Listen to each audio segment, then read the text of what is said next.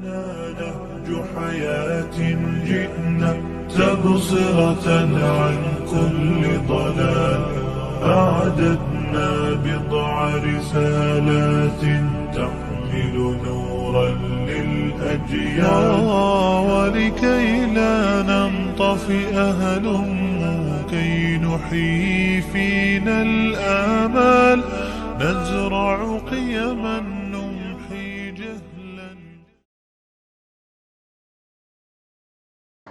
إن الحمد لله نحمده ونستعينه ونستغفره ونعوذ بالله من شرور أنفسنا ومن سيئات أعمالنا من يهدي الله فلا مضل له ومن يضلل فلا هادي له وأشهد أن لا إله إلا الله وحده لا شريك له وأشهد أن محمدا عبده ورسوله بعد أعوذ بالله من الشيطان الرجيم بسم الله الرحمن الرحيم يا أيها الذين آمنوا اتقوا الله حق تقاته ولا تموتن إلا وأنتم مسلمون وقال يا أيها الناس اتقوا ربكم الذي خلقكم من نفس واحدة وخلق منها زوجها وبث منهما رجالا كثيرا ونساء واتقوا الله الذي تساءلون به والأرحام إن الله كان عليكم رقيبا وقال يا أيها الذين آمنوا وقولوا قولا سديدا يصلح لكم أعمالكم ويغفر لكم ذنوبكم ومن يطع الله ورسوله فقد فاز فوزا عظيما وبعد وقال النبي صلى الله عليه وسلم فإن خير الحديث كتاب الله وخير الهدي هدي محمد صلى الله عليه وسلم وشر الأمور محدثاتها وكل محدثة بدعة وكل بدعة ضلالة وكل ضلالة في النار وبعد رب اشرح لي صدري ويسر لي أمري واحلل عقدة من لساني يفقهوا قولي أما بعد. تمام تعریفیں اللہ رب العزت کے لیے ہیں جو تمام جہانوں کا پالنے والا ہے. درود و سلام ہو ہمارے پیارے نبی محمد رسول اللہ صلی اللہ علیہ وسلم پر. الحمدللہ پچھلے لیکچر میں ہم نے اللہ کے رسول صلی اللہ علیہ وسلم کے نبوت سے پہلے کے حالات یعنی عربوں کے کیا حالات تھے، آس پاس کا ماحول کیسا تھا، ممالک کیسے تھے، حکومتیں کیسی تھیں، اور عرب کے اندر کیا خوبیاں تھیں اور عرب کے اندر کیا برائیاں تھیں، یہ تمام چیزوں کو ہم نے دیکھا. پھر اللہ کے رسول صلی اللہ علیہ وسلم کا بچپن بھی ہم نے دیکھا. تو آج ہم پھر سے آپ کے بچپن کو مختصر سینوپسس ٹائپ کچھ ہم پوائنٹس لیتے ہوئے آ جائیں گے. اللہ کے رسول کو جب نبوت دی گئی تو مکہ کی زندگی کیسے گزری، کیا کیا حالات تھے.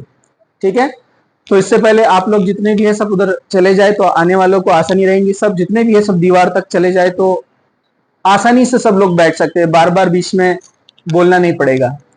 ٹھیک ہے، آپ کو پتہ ہے جیسا ابھی کمبائن ہے دونوں بیچز تو ڈیفینیٹلی بچے زیادہ رہیں گے، اس لیے آپ لوگ تھوڑا ادھر تک چلے جائیں اور ہر بار بولنے کی ضرورت شاید نہیں پڑے گی. ہاں چلیے، تو سب سے پہلے دیکھا ہم نے اللہ کے رسول صلی اللہ علیہ وسلم کا جو خاندان تھا، وہ خاندان کو اگر آپ دیکھیں گے، یہ دوسری لائن آپ کا آواز نہیں وہاں تک.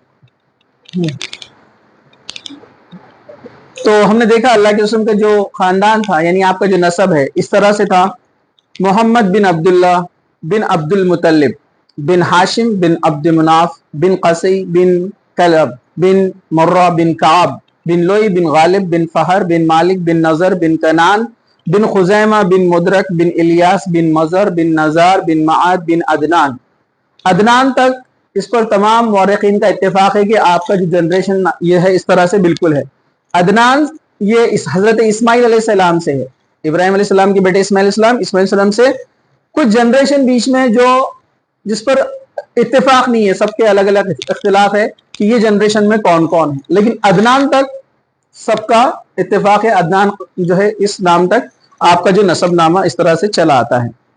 اب آپ کے لیے ممکن نہیں ہے سب یاد رکھنا، آپ رحیق المختوم پڑھ سکتے ہیں بعد میں، صرف یاد رکھیے اللہ کے رسول کے والد کا نام عبداللہ، دادا کا نام عبد المطلب، اور یہ ہاشم کے بیٹے ہیں.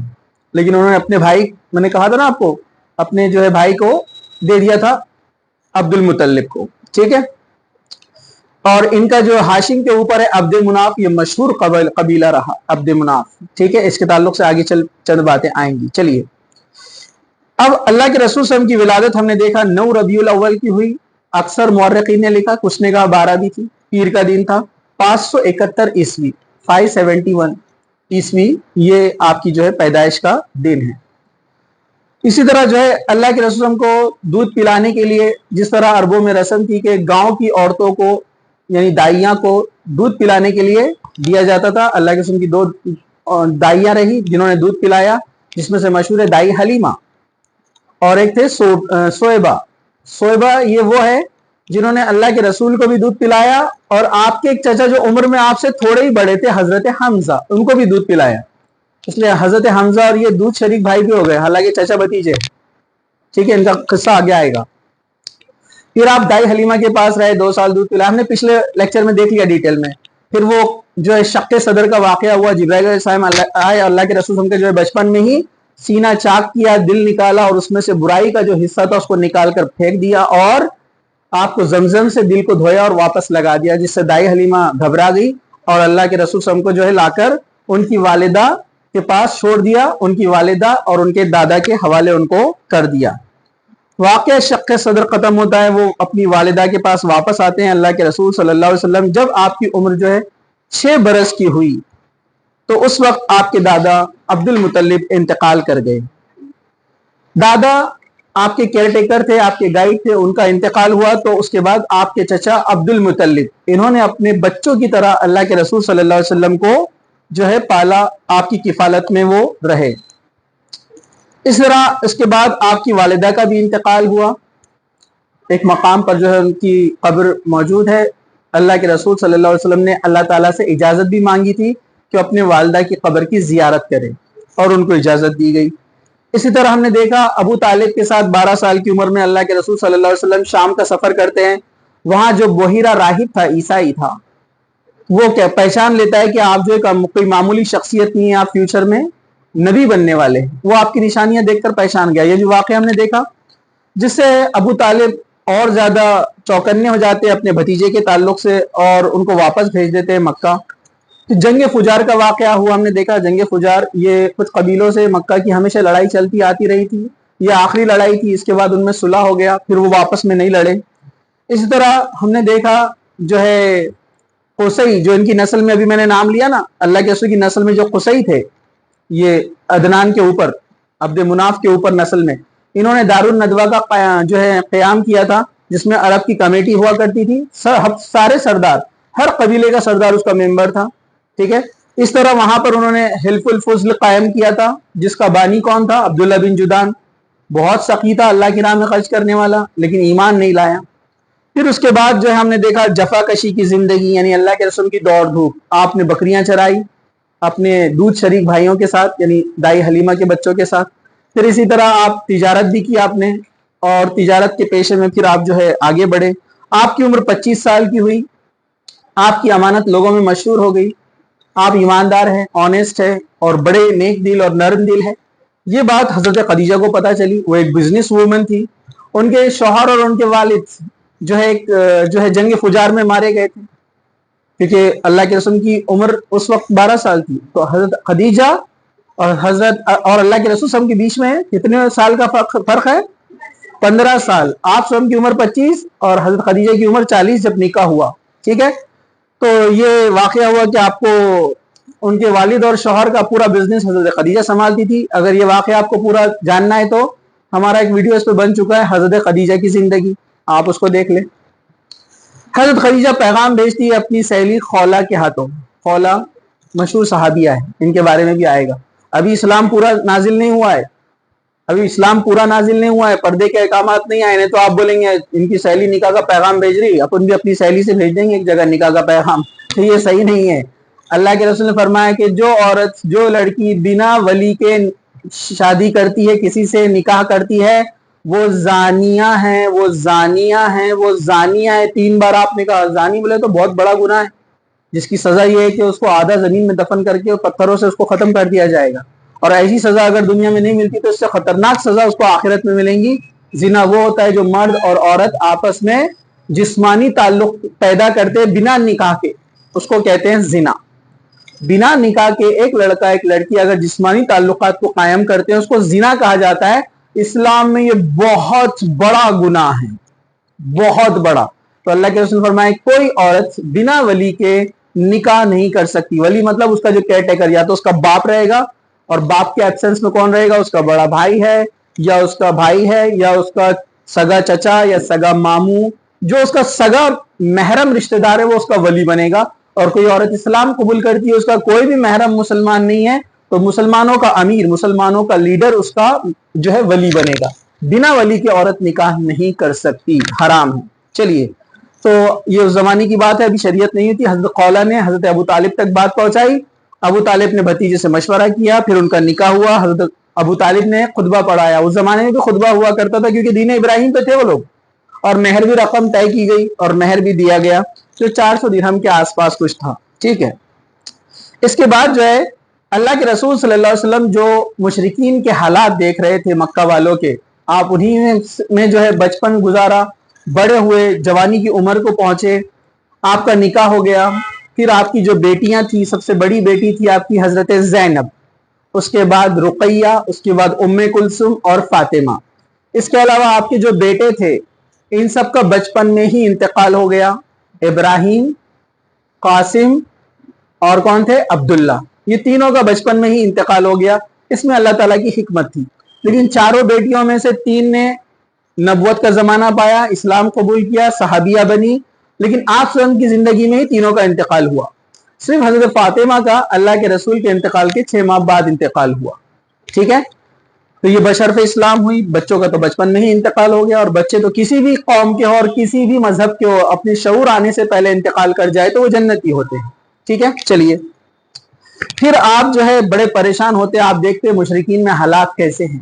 یہ اپنی بیٹیوں کو زندہ دفن کر دیتے. ایک عورت کئی مردوں سے تعلقات رکھتی، زنا کرتی، اور جسے چاہتی کہہ دیتی کہ یہ لڑکے کا باپ ہے یا بچے کا باپ ہے. اس طرح ان میں گناہ تھے. کوئی انسان اپنی جائیداد بٹ نہ جائے اس لیے سوتیلی ماں سے نکاح کر لیتا تھا، سگی ماں سے نہیں، سوتیلی ماں سے، تاکہ پراپرٹی باہر نہ جائے. مطلب اتنی جہالت تھی ان کے اندر، اتنی جہالت آ چکی تھی. مطلب ابراہیم علیہ السلام کے اصلی دین کو یہ لوگ بھلا چکے تھے. پھر میں نے کہا تھا آپ کو کہ ایک شخص تھا، اس کا نام کیا تھا جس نے سب سے پہلے خانہ کعبہ میں مورت کو لے کر آیا تھا؟ کسی کو یاد ہے؟ کسی کو یاد ہے کیا؟ عمرو کیا تھا؟ عمرو بن لوئی. یہ بھول گئے آپ لوگ؟ ہاں، اس نے سب سے پہلے کیا کیا؟ خانہ کعبہ میں کیا کیا؟ بت لایا. اللہ کے رسول کی پیدائش سے 40 سال پہلے کا واقعہ ہے. اس نے شام جا کر حبل نامی ایک بت کو لایا تھا. دیکھا لوگ مورتی پوجا کرتے، اس نے اس کو لے کر، حالانکہ خانہ کعبہ میں اس وقت تک کوئی بت نہیں تھا. پھر آپ پچھلا ہمارا لیکچر دیکھ لیجئے کیسے اس کی شروعات ہوئی. وہ دھیرے دھیرے ایسے اس میں 360 بت آ چکے تھے. اللہ کے رسول دیکھ رہے تھے کہ یہ خدا نہیں ہو سکتے، یہ معبود نہیں ہو سکتے. آپ کی عمر جو ہے 40 سال 6 ماہ اور 12 دن کی تھی جب پہلی وحی آئی. آپ حضرت خدیجہ سے یہ سب باتیں شیئر بھی کرتے تھے کہ المعبود کیسے ہو سکتے ہیں. حضرت خدیجہ بھی آپ کی اس بات کو سمجھتی تھی اور وہ آپ کا ساتھ دیتی تھی. آپ اپنا توشہ لے کر، ٹفن لے کر غار ہیرا میں جاتے، جو مکہ سے قریب ہے. آپ کبھی جائیں گے تو آپ دیکھ سکتے ہیں، آج بھی ہے. کئی دن آپ وہاں پر رہتے، خاص طور سے رمضان کے دنوں میں. اور آپ اللہ تعالیٰ کی تلاش میں رہتے، غور فکر کرتے کہ صحیح اسلام کیا ہے، صحیح دین کیا ہے، صحیح طریقہ کیا ہے، اور دین ابراہیم جو ہمارے باپ دادا کا مذہب تھا وہ کیا تھا. اب کوئی سوچ تو وہاں پر اویلیبل نہیں تھا، کیونکہ عیسائیت میں بھی بگاڑ آ چکا تھا، یہودیت میں بھی بگاڑ آ چکا تھا، اسلام کا صحیح تصور نہیں تھا. پھر ایک وقت ایسا آیا کہ آپ بیٹھے ہوئے تھے کہ اوپر سے وحی نازل ہوئی. جبرائیل علیہ السلام آیا اور کہا کہ اقرا. اللہ کے رسول ڈر گئے اور آپ نے کہا کہ ما انا بقاری، میں پڑھا لکھا نہیں ہوں، میں کیسے پڑھوں. پھر زوردار آواز آئی اور پیچھے سے آ کر جبرائیل علیہ السلام نے آپ کو دبوچ لیا اور کہا کہ اقرا بسم ربک الذی خلق خلق الانسان من علق اقرا وربک الاکرم الذی علم بالقلم. یہ 5 آیتیں نازل ہوئی. اللہ کے رسول صلی اللہ علیہ وسلم گھبرا گئے، دوڑتے ہوئے گھر پر آئے اور حضرت خدیجہ سے کہا کہ مجھے بستر اڑا دو، مجھے چادر اڑا دو. اور آپ ڈر گئے اور کہا کہ مجھے لگتا ہے میں ہلاک ہو جاؤں گا. حضرت خدیجہ دیکھیے ایک نیک عورت، نیک بیوی کی بہت زبردست مثال. وہ فرماتی ہے کہ آپ غم نہ کرے، آپ گھبرائے نہ، اللہ تعالیٰ آپ کو ضائع نہیں کرے گا، کیونکہ آپ کی اچھائیاں جانتی تھی. کہا کہ آپ لوگوں میں انصاف کرتے ہیں، آپ نرم دل ہے, لوگوں کا بوجھ اٹھاتے ہیں, صدقہ خیرات کرتے ہیں, اللہ تعالیٰ آپ کو ضائع نہیں کرے گا. اور اس سے پہلے ایک واقعہ ہو چکا تھا, آپ سب جانتے کہ خانہ کعبہ کی دیواریں بوسیدہ ہو گئی تھی, میں نے یہ واقعہ بتایا. اس پہ حجر اسود رکھنے کا معاملہ آیا تھا. تو جب اللہ کے رسول صلی اللہ علیہ وسلم مکہ میں داخل ہوئے, صبح صبح سب سے پہلے لوگوں نے کہا کہ جو پہلے داخل ہوگا وہ حجر اسود کو رکھے گا. یہ واقعہ ہو چکا ہے, یاد ہے نا آپ لوگوں کو.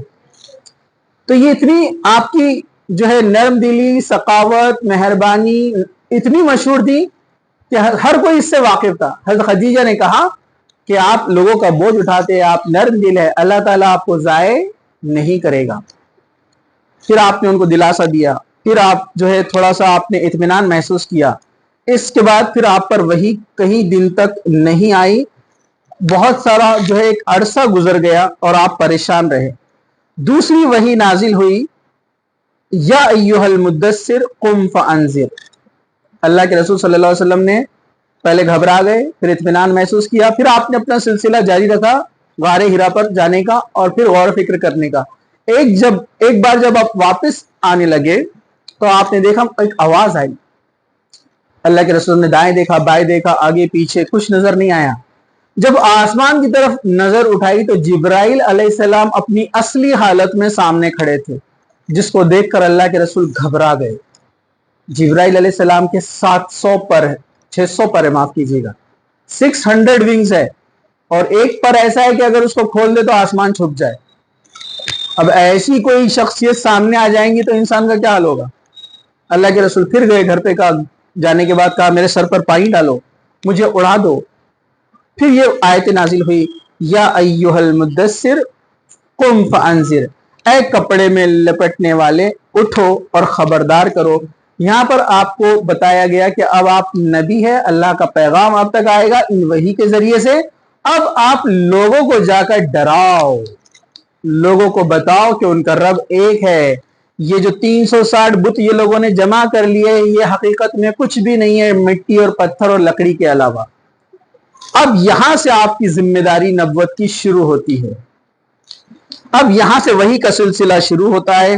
جس طرح میں نے پچھلی بار کہا کہ وحی کے اقسام کیسے ہوتے ہیں, وحی جس طرح جبرائیل علیہ السلام خود آتے ہیں, یا سیدھے اللہ کے رسول کے دل پر وحی نازل ہوتی ہے, یا ایک گھنٹی جیسی آواز آتی ہے زوردار اور آپ پر وحی نازل ہونا شروع ہو جاتی ہے, یا اللہ کے رسول صلی اللہ علیہ وسلم اپنے جسم پر اتنا زبردست وزن محسوس کرتے ہیں کہ کئی بار ایسا ہوا کہ ایک صحابی بیٹھے تھے آپ کے ساتھ میں اور آپ کا پیر وہ صحابی کے پیر پر رکھا ہوا تھا, مطلب دوست جس طرح بیٹھتے ہیں نا آپس میں قریب ہو کر, تو وہ صحابی فرمانے لگے کہ اتنا وزن تھا مجھے لگا میری پیر کی ہڈی ٹوٹ جائے گی. وحی کا بوجھ اتنا خطرناک ہوتا ہے, نبی کے علاوہ کوئی اس کو اٹھا نہیں سکتا. اور آپ ایک بار اونٹ پر بیٹھے تھے, وحی نازل ہو رہی تھی, تو اونٹ اس وزن سے زمین پر بیٹھ گیا اور پیر پھیلا دیا اپنے. اتنا وزن وحی کا ہوتا ہے, کیونکہ اللہ تعالیٰ نے قرآن میں کہا کہ اگر ہم اس قرآن کو پہاڑ پر اتارتے تو پہاڑ ریزہ ریزہ ہو جاتا, لیکن انسان کے دل نے اس کو اٹھایا ہے. انسان بڑا ناشکرا ہے. اللہ تعالیٰ انسان کے بارے میں بیان فرما رہے ہیں. ٹھیک ہے, تو چلیے ہم آگے بڑھتے ہیں. اس طرح وحی کا سلسلہ شروع ہوا, یہ وحی نازل ہوتی اور آپ جو صحابہ پہلے ایمان لا چکے تھے ان کو بیان کرتے اور وہ اس کو لکھ لیا کرتے تھے. آپ نے یہ بات سب سے پہلے اپنے دوست حضرت ابوبکر صدیق کو بتائی. حضرت ابوبکر صدیق جانتے تھے, کئی سالوں سے آپ کے ساتھ رہ رہے تھے کہ یہ شخص نے کبھی جھوٹ نہیں کہا, تو یہ ابھی بھی جھوٹ نہیں کہے گا, اور آپ نے فوراً کلمہ پڑھ لیا. آپ کی بیوی حضرت خدیجہ, بیوی سب سے بیسٹ ہوتی ہے جو انسان کے کریکٹر کو پہچانتی ہے, کیونکہ انسان دن رات اس کے سامنے ہے, رات میں بھی اور دن میں بھی. مطلب بیوی ایک ایسی شخصیت ہے, اللہ کے رسول نے بھی فرمایا اگر کسی انسان کا کریکٹر سرٹیفکیٹ لینا ہے کہ وہ کیسا ہے تو اس کی بیوی سے معلوم کر لو. وہ جو بتائیں گی, گواہی دیں گی, وہ ویسا ہی رہے گا. لیکن یہ اور بات ہے کہ اگر بیوی ناشکری ہو وہ الگ معاملہ ہو سکتا ہے, ایکسیپشنل کیس. لیکن عام طور پر بیوی خراب بھی ہے لیکن شوہر بہت اچھا ہے تو ڈیفینیٹلی وہ اس کی گواہی دیں گی کہ یہ بہت اچھا ہے. تو کیونکہ بیوی دن رات ساتھ میں ہے نا. حضرت خدیجہ نے دیکھا کہ انہوں نے کبھی جھوٹ نہیں کہا, آپ کتنے نرم دل ہیں, آپ غلاموں سے بھی اتنا نرمی سے پیش آتے ہیں. فوراً کلمہ پڑھ لیا, اسلام لا لیے. عورتوں میں سب سے پہلے حضرت خدیجہ, مردوں میں سب سے پہلے ابوبکر صدیق, اور بچوں میں سب سے پہلے حضرت علی. اس سے پہلے ایک شخص کے ایمان کا بھی ذکر یہاں پر ہے. جب پہلی وحی نازل ہوئی تو حضرت خدیجہ اپنے خالہ زاد بھائی ورقہ بن نوفل جو زمانے جاہلیت میں دین ابراہیمی چھوڑ کر عیسائی ہو گئے تھے, مطلب اس عیسیٰ علیہ السلام کی تعلیمات پر عمل کر رہے تھے, ان کے پاس لے کر گئی حضرت خدیجہ اللہ کے رسول کو. ورقہ بن نوفل کے جو خلیرے بھائی کس کے, حضرت خدیجہ کے. تو ورقہ بن نوفل بہت ضعیف ہو چکے تھے. انہوں نے پوچھا کیا ہوا تمہارے ساتھ, تو انہوں نے اللہ کے رسول نے پورا واقعہ بیان کیا. تو ورقہ بن نوفل اس زمانے میں انجیل کو لکھتے تھے اپنے ہاتھ سے. اس زمانے میں شروعات ہوئی تھی انجیل یعنی جو ہے گوسپل جس کو بائبل کہا جاتا ہے, لکھنے کی شروعات. تو یہ اس زمانے کے دین کی جو تعلیمات تھی عیسیٰ علیہ السلام کی, اس پر عمل بھی کرتے تھے. انہوں نے کہا کہ یہ تو وہی فرشتہ ہے جو عیسیٰ اور موسیٰ کے پاس آیا تھا, اور اے بھتیجے, ان کو لاڑ سے انہوں نے کہا اللہ کے رسول کو کہ اے بھتیجے تمہاری قوم تم کو جو ہے اپنے شہر سے نکال دیں گی. اللہ کے رسول فرمائے کہ میری قوم مجھے اپنے شہر سے نکال دیں گی؟ کہا کیوں؟ تاکہ جو کوئی ایسا پیغام لے کر آیا جو تم لے کر آئے ہو, اس کی قوم نے اس کے ساتھ ایسا ہی کیا, اور اگر میں زندہ رہا اس وقت تک کہ تم جب نبی بن جاؤ گے, میں زندہ رہا تو میں تمہاری مدد ضرور کروں گا. لیکن اس کے کچھ ہی عرصے بعد ورقہ بن نوفل انتقال کر گئے, اس لیے کچھ علماء نے لکھا کہ وہ بھی مسلمانوں میں سب سے پہلے گنے جائیں گے کیونکہ انہوں نے اقرار کر لیا تھا. ٹھیک ہے, چلیے. اس کے بعد جو ہے دھیرے دھیرے حضرت ابوبکر صدیق اپنے ساتھ کچھ صحابہ کو لے کر آئے, عبد الرحمن بن عوف, حضرت زبیر بن عوام وغیرہ, اور بہت سارے صحابہ کو وہ اپنے ساتھ لے کر آئے, اور اس طرح دھیرے دھیرے دھیرے دھیرے اسلام پھیلنے لگا. اکثر اسلام قبول کرنے والے غریب, کمزور اور غلام تھے. آزادوں میں بہت کم تھے. حضرت عثمان ہے, حضرت ابوبکر ہے, یہ بہت کم لوگ تھے. زیادہ تر غریب لوگ پریشان, جن پر ظلم ہوا, وہ سمجھ گئے کہ دین اسلام ہے, یہ حق ہے, یہ ایمان کے ساتھ آیا اور یہ انصاف کرنے والا مذہب ہے. تو اسلام تیزی سے پھیلنے لگا. اس کے بعد اللہ کے رسول صلی اللہ علیہ وسلم نماز کا بھی اہتمام کرتے تھے. 5 وقت کی نماز نازل ہونے سے پہلے 2 وقت کی عبادت ہوا کرتی تھی. اللہ کے رسول نے 2 رکعت سکھائی تھی صحابہ کو, صبح کے وقت اور شام کے وقت. تو یہ لوگ چوری چھپے نماز ادا کیا کرتے تھے. یہ دار ارقم, ایک حضرت ارقم ایک صحابی ہے, ان کا گھر تھا جو صفا کی پہاڑی کے درمیان میں تھا. اس زمانے میں صفا پہاڑی سے تھوڑا قریب. چھپ کر مسلمان رات کے وقت یہاں پر آتے, اللہ کے رسول ان کو تعلیمات دیتے, قرآن کی جو وحی نازل ہوئی آپ ان کو سناتے, صحابہ اس کو سیکھ لیتے, اور دھیرے دھیرے یہ بات سب جگہ پھیلنے لگی.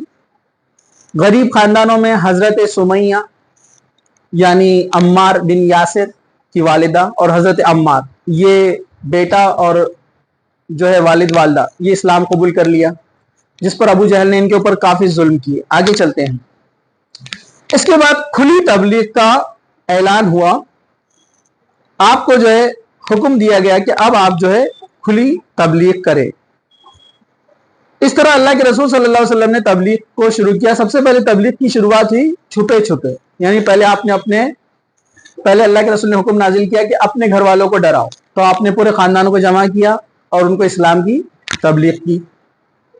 کہا کہ میں اللہ کا رسول ہوں اور اللہ کے علاوہ کوئی معبود برحق نہیں ہے, اور یہ پورا معاملہ ہوا. پھر آپ کو حکم دیا گیا کہ کھلی طور پر تبلیغ کرو. تو آپ جو ہے کوہ صفا پر کھڑے ہو کر آپ نے وہاں پر جو ہے اعلان کیا. اس کے بعد جب قریش کو یہ بات بڑی چبھی, اور آپ نے اللہ کے رسول نے جب اعلان کیا کھلا, اس پہاڑی پر کھڑے ہو کر لوگ آواز لگایا کرتے تھے یا صباحا یا صباحا, مطلب یہ لوگوں کو جمع کرنے کا طریقہ تھا. اس زمانے کا میڈیا تھا, اس لیے تو ہم یہ یوز کر رہے ہیں ریکارڈنگ, اس کے ذریعے سے دین کی بات پہنچے گی. وہ جو میڈیا تھا اس زمانے میں پہاڑی تھی, اس کا استعمال کیوں ہوتا تھا پتہ ہے آپ کو؟ کوئی بھی شادی بیاہ کا پروگرام ہے, کوئی بھی فنکشن ہے, عید برات ہے, یا کوئی دشمن حملہ کرنے والا ہے, تو وہاں کھڑے رہ کر اعلان کیا جاتا تھا, پورے مکہ والوں کو نیوز دی جاتی تھی. تو وہ میڈیا تھا. اور بری خبر دینا رہی تو کیا ہوتی تھی, آدمی اس پر چڑھتا اور اپنے کپڑے پھاڑتا. تو اس کو جو ہے وہاں پر الگ ناموں سے بلایا جاتا تھا. مبلغ الاریان کہا جاتا تھا اس کو, کہ اریان مطلب جو ہے جسم کپڑے نکال دینے والا, نیکڈ, اس کو. لیکن اللہ کے رسول نے اس میڈیا کا استعمال کیا لیکن اپنے کپڑے نہیں پھاڑے. آپ نے سیم میڈیا کا استعمال کیا, وہاں پر کھڑے ہوئے آواز لگائی یا صباحا یا صباحا. لوگ جمع ہونا شروع ہوئے. جو نہیں آ سکتا تھا اپنے غلام کو بھیج دیا, رشتہ داروں کو بھیج دیا. آپ نے کہا کہ اگر میں کہوں اس پہاڑ کے پیچھے ایک فوج ہے جو تم پر حملہ کر دیں گی تو کیا تم میری بات مانو گے؟ سب نے کہا آپ امین ہیں، آپ امانت دار ہیں اور آپ سچے ہیں، آپ جھوٹ نہیں بولتے، اگر آپ کہیں گے تو ہم ضرور مانیں گے۔ تو اللہ کے رسول صلی اللہ علیہ وسلم نے فرمایا تو پھر میں کہتا ہوں کہ اللہ کے علاوہ کوئی معبود نہیں ہے اور میں اس کا رسول ہوں۔ جیسے یہ کہا تو سب سے پہلے آپ کے مخالف آپ کا چچا ابو لہب، اس نے پتھر آپ پر مارا اور اس نے کہا کہ ہلاک ہو جائے، برباد ہو جا تو نے یہ کہنے کے لیے ہم کو بلایا؟ جس پر تبت یدا نازل ہوئی، تبت یدا ابی لہب و تب، ہلاک ہو گیا ابو لہب، مطلب ابو لہب کے دونوں ہاتھ ہلاک ہو گئے۔ اس نے ہاتھ اٹھایا تھا نا، تو اس پر وہی سے طے ہو چکا تھا کہ ابھی ایمان نہیں لائے گا۔ اب اس کے بعد کیا ہوا؟ اب مخالفت بڑھ گئی، لوگوں میں چرچا ہونے لگا کہ محمد صلی اللہ علیہ وسلم ایسا ایسا کہتے ہیں، لیکن ابھی کوئی زیادہ لوگ متاثر نہیں ہوئے تھے تو سب نے ابھی کوئی ایکشن نہیں لیا، لیکن دھیرے دھیرے لوگ اسلام قبول کرنے لگے، جس سے مسلمانوں پہ سختیاں شروع کر دی گئی۔ جتنے بھی غلام اور کمزور تھے ان کو مارا پیٹا جاتا، یا جو مالدار بھی تھے لیکن نرم مزاج تھے جیسے حضرت عثمان، ان کا چچا ان کو مارتا پیٹتا تاکہ وہ اسلام چھوڑ دے، نوجوانی کی عمر میں اسلام قبول کر لیا۔ طرح طرح کے مسلمانوں پہ ظلم ڈھائے گئے، لیکن مسلمانوں نے سب برداشت کیا۔ ہاں، جو تھوڑے سے دلیر تھے، جرأت مند تھے، ان کو ہاتھ لگانے سے پہلے 100 بار وہ لوگ سوچا کرتے تھے، لیکن ظلم اور زیادتی کا سلسلہ چلتا رہا۔ مسلمان دار ارقم میں جمع ہوتے رہے، اسلام کی تعلیمات ایک دوسرے کو دیتے رہے، اور اس کے بعد جب ظلم بہت بڑھ گیا تو اللہ کے رسول صلی اللہ علیہ وسلم نے اللہ کے حکم سے صحابہ سے کہا کہ تم لوگ ہجرت کرو، اور حبشہ کی طرف پہلی ہجرت کی گئی 5 نبوی میں، یعنی نبی بنائے جانے کے 5 سال بعد۔ اس میں زیادہ لوگ نہیں تھے، اس میں کم و بیش 8-10 لوگ تھے، زیادہ لوگ نہیں تھے۔ اللہ کے رسول نے فرمایا کہ تم لوگ حبشہ چلے جاؤ۔ حبشہ کا جو بادشاہ ہے، نجاشی نام تھا اس کا، نجاشی ٹائٹل تھا، کہا کہ وہ عیسائی ہے لیکن وہ مسلمان، وہ انصاف پسند ہے، وہ تمہارا ساتھ دے گا۔ تو کچھ صحابہ اس وقت گئے وہاں پر۔ اس کے بعد دوسری ہجرت ہوئی حبشہ کی طرف، اس میں 83 لوگ تھے، 83، جس میں سے 18 عورتیں تھیں، اور اس میں حضرت عثمان اور اللہ کے رسول کی بیٹی رقیہ رضی اللہ عنہا بھی تھی، مطلب ان کا نکاح ہو چکا تھا۔ اس لیے اللہ کے رسول نے فرمایا کہ ابراہیم اور سارہ کے بعد جس نے دین اسلام کے لیے ہجرت کی وہ عثمان اور رقیہ کا جوڑا ہے، مطلب جوڑی میں جس نے ہجرت کی میاں بیوی نے، تو کہا کہ ابراہیم کے بعد عثمان اور رقیہ ہے جو اس سنت پر عمل کر رہے ہیں، اور یہ لوگ جو ہے چلے گئے۔ اس کے بعد ایک واقعہ ہوا، قرآن کی چند آیتیں نازل ہوئی، اللہ کے رسول صلی اللہ علیہ وسلم وہ آیتیں تلاوت کرنے لگے، اور جب سجدے کی آیت آئی، اللہ کے رسول صلی اللہ علیہ وسلم مکہ میں داخل ہوئے، رات کا وقت تھا، سارے قبیلوں کے سردار راتوں میں بیٹھے تھے اپنی جگہ پر، جس طرح اپنے پاس ہوتا ہے نا، شام سے کام میں آ جاتے ہیں، روشن گیٹ پورا بھرا ہوا رہتا ہے، بھرا ہوا ہے کہ نہیں، وہ ویسے ہی بیٹھے تھے پورے محفلیں لگا کر۔ اللہ کے رسول داخل ہوئے تو کہا کہ اچھا موقع ہے، آپ نے قرآن کی تلاوت شروع کر دی۔ آپ صلی اللہ علیہ وسلم نے جب قرآن کی تلاوت شروع کی تو قرآن میں دیکھیے کیسا اثر ہے، عرب اس کو سنتے کھڑے رہ گئے، اور جیسے ہی سجدے کی آیت آئی سارے کے سارے سجدے میں گر گئے، سب کے سب سجدے میں گر گئے، سب آل۔ شیبہ ایک اکیلا تھا، یہ اسلام نہیں لایا، شیبہ نے کیا کیا، یہ سرداروں میں سے تھا ایک، اس نے صرف مٹی اٹھائی اور اپنے سر پہ لگا لی اور کہا کہ میرے لیے اتنا کافی ہے، لیکن ان سب کے دماغ اس طرح سے قرآن میں لگ گئے، اٹریکٹ ہو گئے کہ کسی کو سمجھ میں نہیں آیا کہ انہوں نے سجدہ کیوں کیا، یہ قرآن کا اثر ہے، اور واقعی میں قرآن میں ایسا اثر ہے۔ قاری عبد الباسط سب کو پتا ہے، مشہور شخصیت ہے مصر کے۔ قاری عبد الباسط کو حسن مبارک جو اس زمانے میں پریسیڈنٹ مصر کا، وہ اپنے ساتھ لے کر گیا رشیا، کیونکہ رشیا کا جو پریسیڈنٹ تھا اس کا دوست تھا گوربچے، اس کا نام تھا۔ گوربچے بولا کہ کیا بات ہے تم یہ کتاب کو ایسا دن اور رات پڑھتے، تو اس کو بتانے کے لیے حسن مبارک نے قاری عبد الباسط کو اپنے ساتھ لے گیا۔ رشین پارلیمنٹ میں پہلی بار قرآن پڑھا گیا، قاری عبد الباسط نے جب قرآن پڑھنا شروع کیا تو گوربچے رونے لگا۔ حسن مبارک نے گوربچے سے پوچھا تم کو عربی نہیں آتی ہے؟ اس نے کہا کہ نہیں۔ تو کہا پھر تم روئے کیوں؟ کہا پتہ نہیں، قرآن میں دیکھو ایسا اثر، یہ ریئل واقعہ ہوا ہے۔ गॉर्बेचेव प्रेसिडेंट था रशिया का, कहा कि मुझे पता नहीं मैं क्यों रोया, लेकिन इसमें मुझे कुछ अजीब लगा। तो कुरान में वो असर है, लेकिन हम लोग कुरान पढ़ते ही नहीं, महीनों महीनों हाथ ही नहीं लगाते। रमजान से रमजान, ये रमजान से नेक्स्ट रमजान, बराबर है कि नहीं? ये इसमें दिलों की बीमारी है, रूहानी इलाज है, जिस्म की बीमारी का इलाज है, ये आपकी रूह को मजबूत करता है। जैसे जिस्म के लिए खाना जरूरी है, वैसे रूह के लिए कुरान जरूरी है। खाना खाएंगे तो जिस्म मजबूत होगा, तिलावत करेंगे तो रूह मजबूत होगी, और वो बातिल के आगे फिर झुकेगी नहीं, चाहे जान चली जाए। लोग बोलते हैं ना डर जाते हैं लोग, क्यों डरते हैं? रूह मजबूत नहीं है, इसलिए आप नाहक के सामने झुक जाते हैं। तो अपनी रूह को, ईमान को मजबूत करना है, कुरान की तिलावत कीजिए। सब सजदे में गिर गए। ये बात हबशा में पता चली कि ऐसा वाकया हुआ, तो लोगों ने समझा, जो हबशा गए थे हिजरत के लिए, कि मक्का वाले मुसलमान हो गए। ये सोचकर वो लोग वापस आए। ये लोग जब वापस आए, तो जब ये रिटर्न आए, तो आधे रास्ते में आने के बाद पता चला कि नहीं, ये सिर्फ सजदा किया मक्का वालों ने, वो लोग इस्लाम नहीं लाए।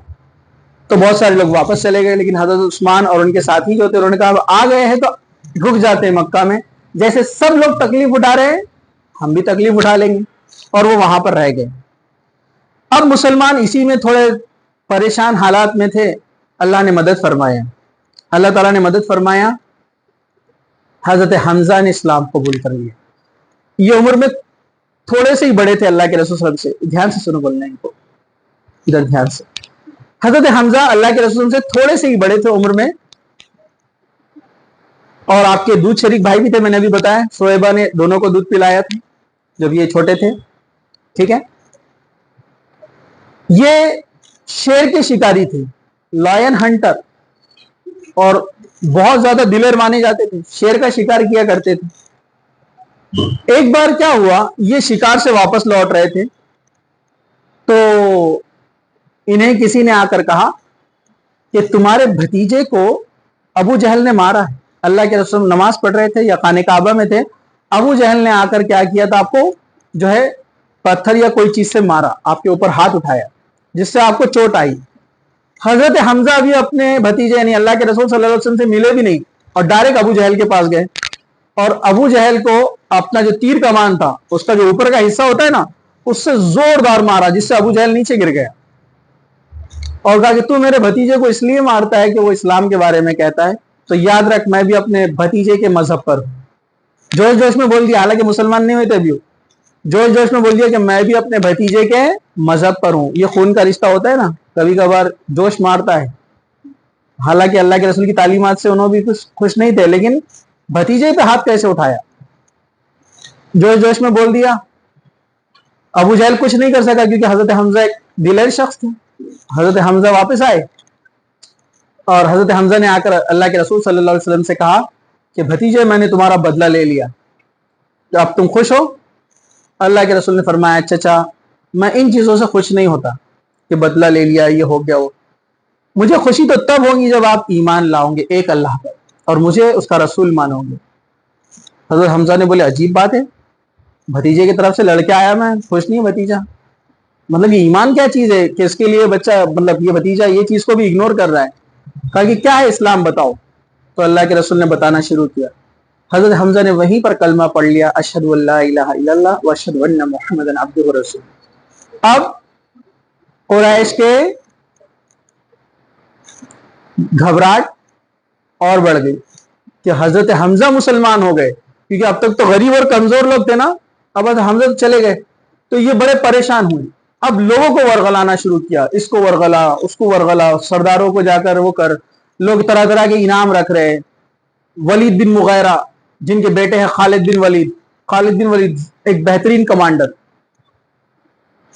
वलीद बिन मुगैरा ऐलान करता है उनके बच्चों को कि जो इस्लाम के खिलाफ ज्यादा अच्छा काम करेगा अल्लाह के रसूल के खिलाफ, उसको मैं इनामात में फला फला लौंडी दूंगा, फला ऊंट दूंगा, इतना माल और दौलत दूंगा, ये सब दूंगा। वो लालच देने लगा। लेकिन वलीद बिन मुगैरा के बेटे हैं वलीद, वलीद के बेटे वलीद, उनको बोलते हैं वलीद बिन वलीद, खालिद बिन वलीद के भाई, ये मुसलमान हो गए। तो वलीद बिन मुगैरा और ज्यादा नाराज हो गया, और हजरत खालिद से कहने लगा कि बेटा अब तुम्हारे से मेरे को उम्मीद है कि तुम ये मुसलमानों के कुछ तो भी करोगे, इनका कुछ तो भी ठिकाना लगाओ, क्योंकि बेटा वलीद भी मुसलमान हो गया, इससे और वो ज्यादा परेशान। تو عرب کا ہر خاندان کا ایک بچہ مسلمان ہو چکا تھا. ہندا کا بھائی یعنی عتیبہ کا بیٹا یعنی جو ہے حضرت نام بھول رہا ہوں حذیفہ، یہ بھی مسلمان ہو گئے. تو پورے عرب پریشان کہ سب کا کوئی نہ کوئی لخت جگر، کسی کا بھائی، کسی کی بیٹی، کوئی نہ کوئی اسلام قبول کر رہا ہے. تو سب کے دل میں گھبراہٹ کہ یہ اپنے مذہب کے باپ دادا کے مذہب کو چھوڑ رہے ہیں. تو پوری اسلام کے خلاف انہوں نے اپنی زور لگا دی. حضرت عمر کو بھی ورقہ لایا کیونکہ حضرت عمر کے بارے میں بھی ان کو پتا چل گیا کہ یہ بھی تھوڑا اللہ کے رسول صلی اللہ علیہ وسلم جب قرآن پڑھتے ہیں رات میں مکہ میں تو حضرت عمر جا کر پیچھے سے سنتے ہیں قرآن کو. لیکن حضرت عمر کنفیوژن میں تھے، یہ صحیح ہے یا غلط ہے، کس کی بات مانی جائے کس کی بات نہ مانی جائے. حضرت عمر ایک بار بڑے کنفیوز ہو گئے، اللہ کے رسول کی بات صحیح ہے یا یہ قریش کی بات صحیح ہے، مشرکین مکہ کی بات صحیح ہے. آپ کنفیوژن میں اتنا زیادہ پریشان ہوئے کہ ایک بار تلوار نکالی اور کہا کہ جس شخص کی وجہ سے میں اتنا پریشان ہوں آج اس کا کام تمام کر دوں، یعنی اللہ کے رسول کو قتل کر دوں گا نعوذ باللہ. تلوار لے کر نکلے. راستے میں ایک صحابی ملے جو مسلمان تو ہو گئے تھے لیکن انہوں نے ابھی بتایا نہیں تھا. کہا کہ عمر کدھر جاتے ہو؟ کہا کہ آج محمد کا قتل کر دوں گا نعوذ باللہ. تو یہ صحابی سمجھ گئے کہ اللہ کے رسول پر آفت آنے سے اچھا اس کو ٹرن کر دیا جائے. کہا کہ پہلے اپنے گھر کی تو خبر لو، تمہاری بہن فاطمہ اسلام لا چکی ہے. حضرت عمر کی ایک بہن تھی، اس کا نام فاطمہ تھا. تو حضرت عمر کو اور غصہ آیا، وہاں سے راستہ پلٹ دیے، گھر کی طرف گئے تو ان کے بہن اور بہنوئی دونوں اسلام لا لیے اور حضرت خباب اس وقت ان کو قرآن پڑھا رہے تھے. جب حضرت عمر کی آہٹ سنی تو حضرت خباب اندر جا کر چھپ گئے کیونکہ عمر کو سب جانتے تھے. عمر ایسی شخصیت تھی، لڑائی جھگڑے میں مار پیٹ میں ون مین شو تھے، وہ اکیلے کافی رہتے تھے سب کو. مطلب کسی شرابی کو پتا چلتا کہ عمر یہ گلی میں سے جا رہے ہیں تو وہ شرابی وہاں سے ہٹ جاتا تھا. مطلب اس کو نشے میں بھی سمجھ میں آتا تھا کہ پکڑے گئے تو بہت دھلے ہوں گی. برابر ہے کہ نہیں ہے؟ تو حضرت عمر ایک بڑا دبدبہ رکھتے تھے. یہ ان لوگوں میں سے تھے جو پڑھنا لکھنا جانتے تھے. ہم نے سیرت عمر میں یہ سب چیزوں کو دیکھا. ہم نے آپ اس کو غور سے جو ہے ایک بار دیکھیے، سنیے، پڑھیے. چلیے اس کے بعد کیا ہوا؟ اس کے بعد یہ ہوا کہ حضرت عمر گھر میں داخل ہوتے ہیں، بہن سے پوچھتے ہیں تم لوگ کیا پڑھ رہے تھے؟ بہن نے کہا کچھ نہیں. تو بہن پر ہاتھ اٹھایا، بہن کو مارا جس سے بہن کو خون بہنے لگا. تو دل نرم پڑ گیا کہ کتنا غلط کام ہے کہ بہن پہ ہاتھ اٹھایا، خون کہیں نہ کہیں جاگ جاتا ہے. کہا اچھا ٹھیک ہے مجھے بتاؤ تم لوگ کیا پڑھ رہے تھے؟ تو حضرت فاطمہ جو تھی انہوں نے کہا کہ ہم قرآن پڑھ رہے تھے. پھر انہوں نے سورہ طٰہٰ کی آیتیں پڑھ کر سنائی. حضرت خباب بھی باہر آ گئے. تو حضرت عمر نے کہا کہ واللہ، اللہ کی قسم، یہ کلام کسی انسان کا نہیں ہو سکتا. کتنا بہترین کلام ہے، کیونکہ پہلے وہ اللہ کے رسول سے سن چکے تھے، دل میں کہیں نہ کہیں ایمان جاگ چکا تھا. حضرت خباب باہر آتے اور کہتے عمر خوش ہو جاؤ، اللہ کے رسول صلی اللہ علیہ وسلم کو میں نے دعا کرتے ہوئے دیکھا، اے اللہ دونوں عمروں میں سے کسی ایک عمر کے ذریعے اسلام کی مدد فرما. ابو جہل کا بھی نام عمرو تھا، حضرت عمر کا نام بھی عمر تھا. عمر بن خطاب اور وہ عمرو بن ہشام، میں نام بھول رہا ہوں اس کا پورا، ٹھیک ہے.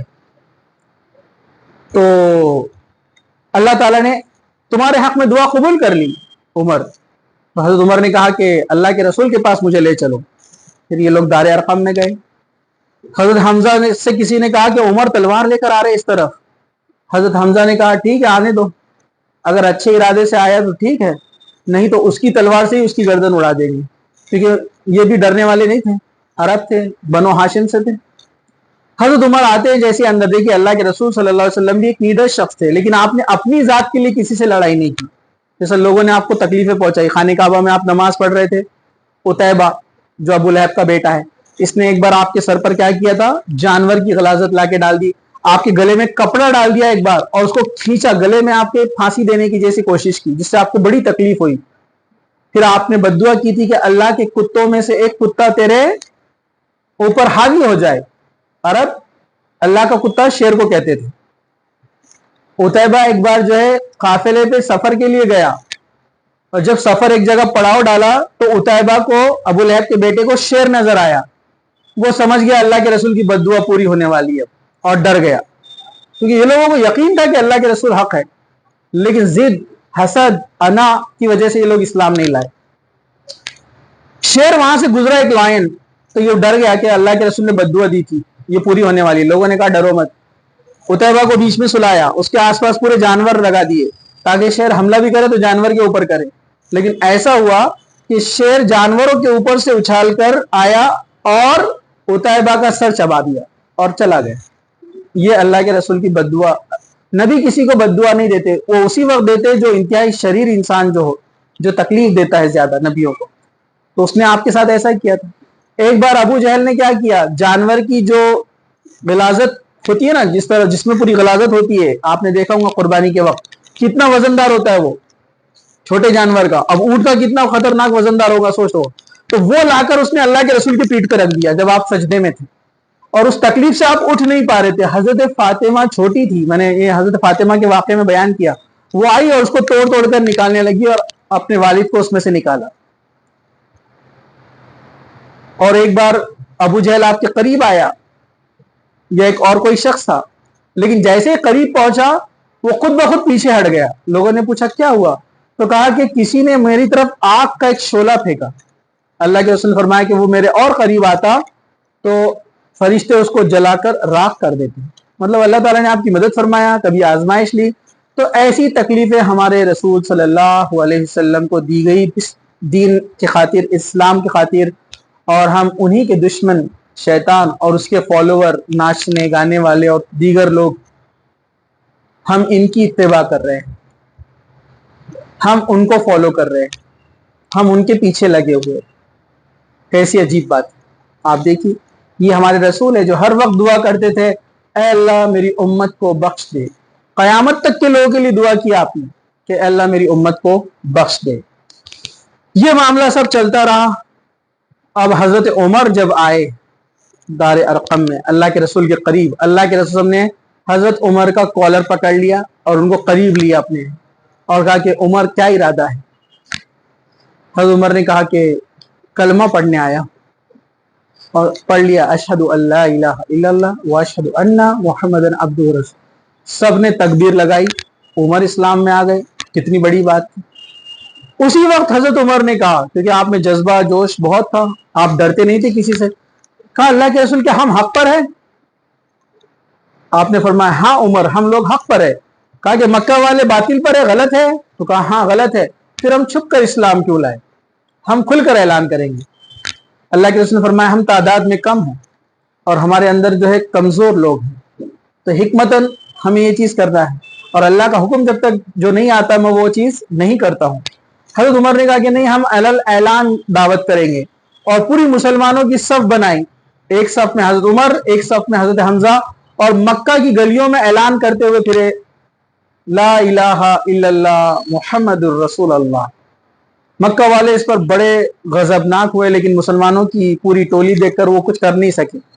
جب سارے لوگ چلے گئے, حضرت عمر اکیلے میں بیٹھے تھے, تو قریش کے بہت سارے لوگوں نے مل کر ایک ساتھ ان پر حملہ کر دیا اور ان کو بہت مارا.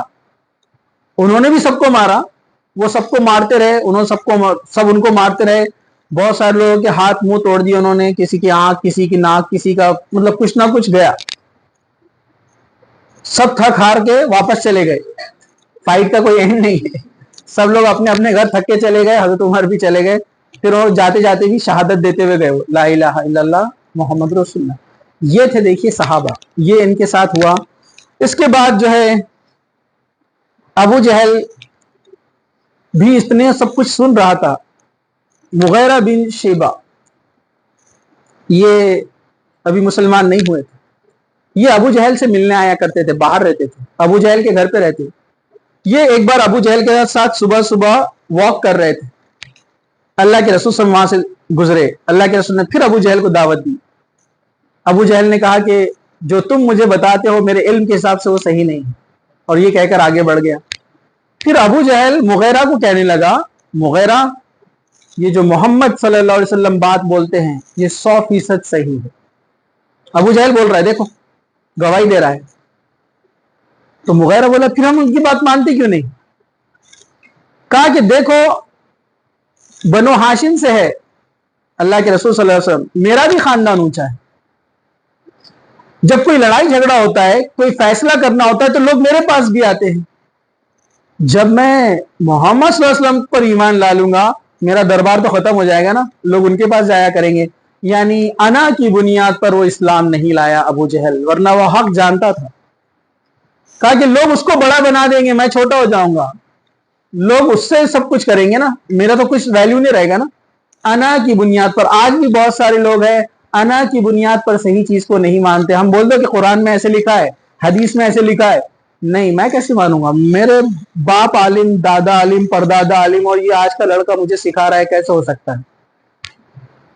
انا کا مسئلہ. میں یہ نہیں بول رہا ہوں، ہم ابو جہل جیسی مثال نہیں دے رہے، ہم کہیں نہ کہیں چھوٹی چھوٹی چیزوں میں ہم یہ چیزیں کرتے ہیں. انا کا جبکہ میرا تو ایمان کیا ہے کہ قرآن ہے اور صحیح حدیث ہے. اب میرا امام کیا بولتے ہیں، میرے عالم صاحب کیا بولتے ہیں، محلے کے مولانا کیا بولتے ہیں، میرے والد کیا بولتے ہیں، اس تمام چیزوں کا ویلیو زیرو ہو جاتا ہے جب آپ کے سامنے قرآن اور صحیح حدیث آ جاتی ہے. اور یہ چاروں اماموں کا یہی مسلک تھا. امام ابو حنیفہ، امام شافعی، امام مالک، امام احمد ابن حنبل یہ بولتے تھے کہ آج ہم کسی چیز پر فتویٰ دیتے ہیں، کل واپس بھی لے سکتے ہیں سیم فتویٰ، کیونکہ ہم جو بات بولتے ہیں ہماری علم کے حساب سے غور فکر کر کے آپ کو فتویٰ دیتے ہیں. لیکن اگر تمہیں کوئی اس فتوے کے خلاف صحیح حدیث مل جائے تو ہماری بات کو چھوڑ دینا، قیامت کے دن ہم بری رہیں گے. اس زمانے میں حدیث ایک جگہ نہیں تھی نا، تو کچھ سوالات لوگ لے کر آتے علماء کے پاس، حضرت امام ابو حنیفہ کے پاس آتے، یہ ایسا مسئلہ ہو گیا کیا کرنا؟ وہ فرماتے اس کے تعلق سے قرآن حدیث کا تو قرآن کا تو علم تھا لیکن حدیث ایک جگہ موجود نہیں تھی، تو وہ بولتے اس کے تعلق سے تو مجھے کوئی علم نہیں ہے، لیکن تم ایسا ایسا کر لو. لیکن اگر کبھی تمہیں کہیں سے صحیح حدیث مل جائے اس کے تعلق سے تو میری بات کو دیوار پہ مار دینا، ورنہ قیامت کے دن میں اللہ کے سامنے بری رہوں گا کہ کسی چیز کے نہ ہونے کی بنیاد پر میں نے ایک سلوشن دیا، میں اللہ تعالیٰ کو کہہ دوں گا. تو تمام اماموں کا یہی جو ہے رویہ رہا اور یہی ان کا اسٹینڈ رہا.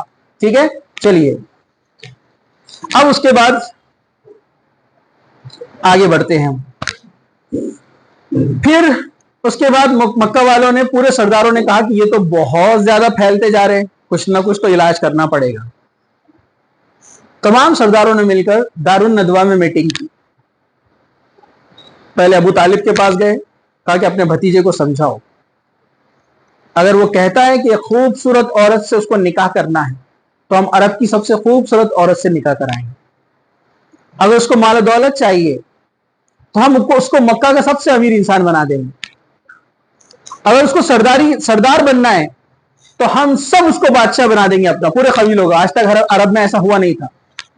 لیکن وہ یہ پیغام اپنا پیچھے لے لے، لا الہ الا اللہ محمد رسول اللہ.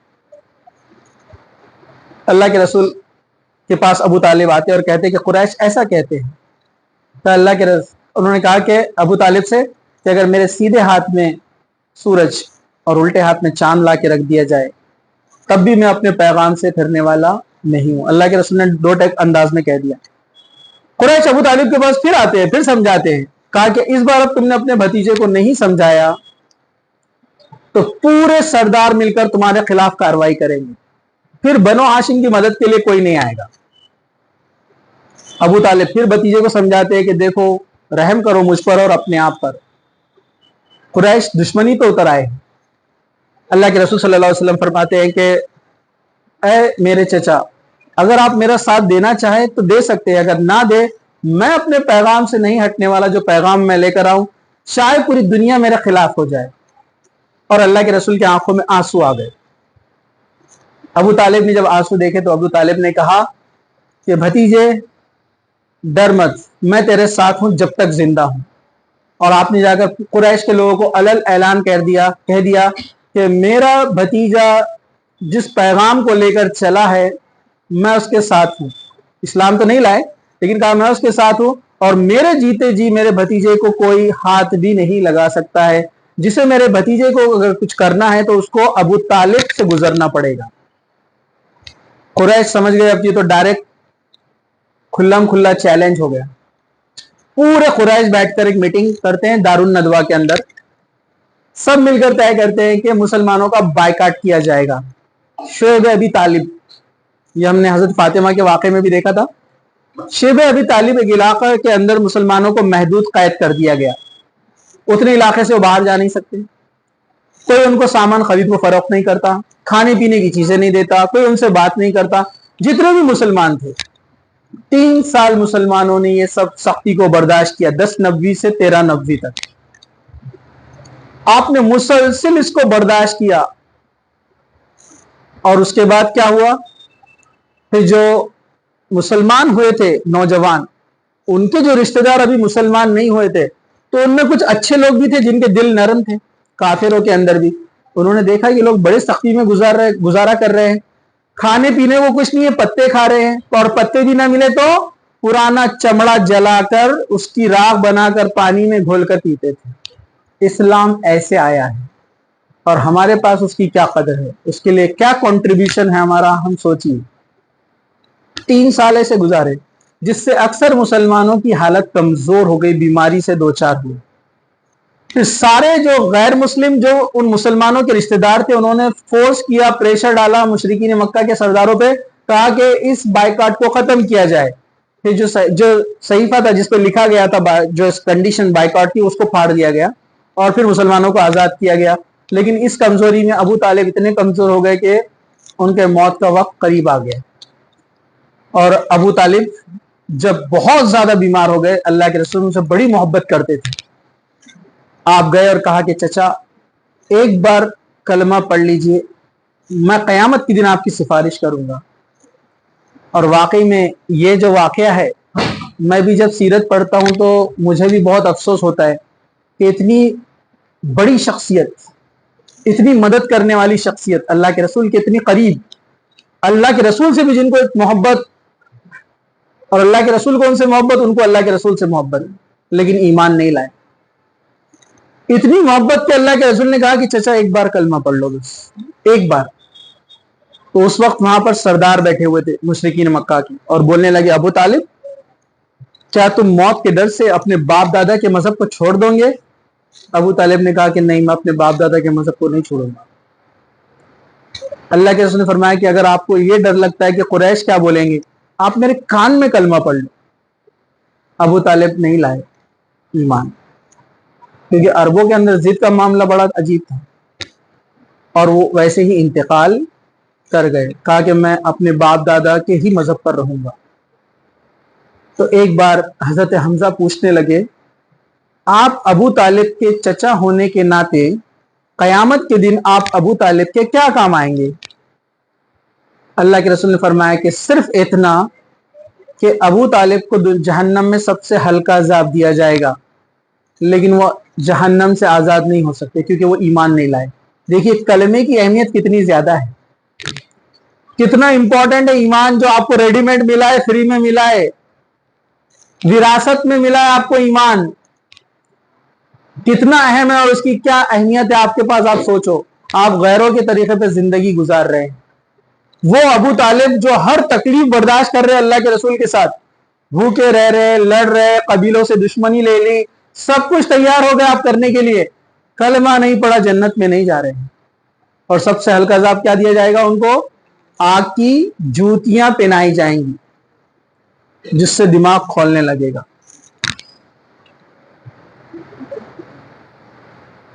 تو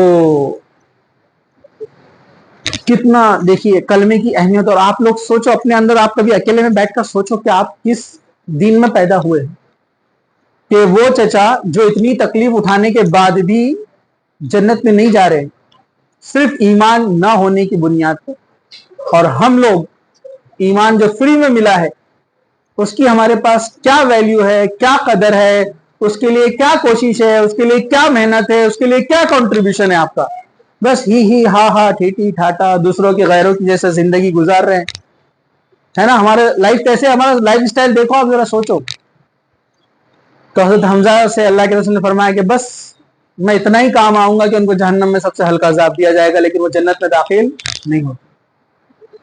ایک بار عمر بن خطاب فرمانے لگے میرے والد خطاب ایمان لائے، مجھے اتنی خوشی نہیں ہوئی، کاش کہ ابو طالب ایمان لا لیتے تو مجھے بڑی خوشی ہوتی. مطلب ہر کوئی چاہتا تھا کہ وہ ایمان لائے.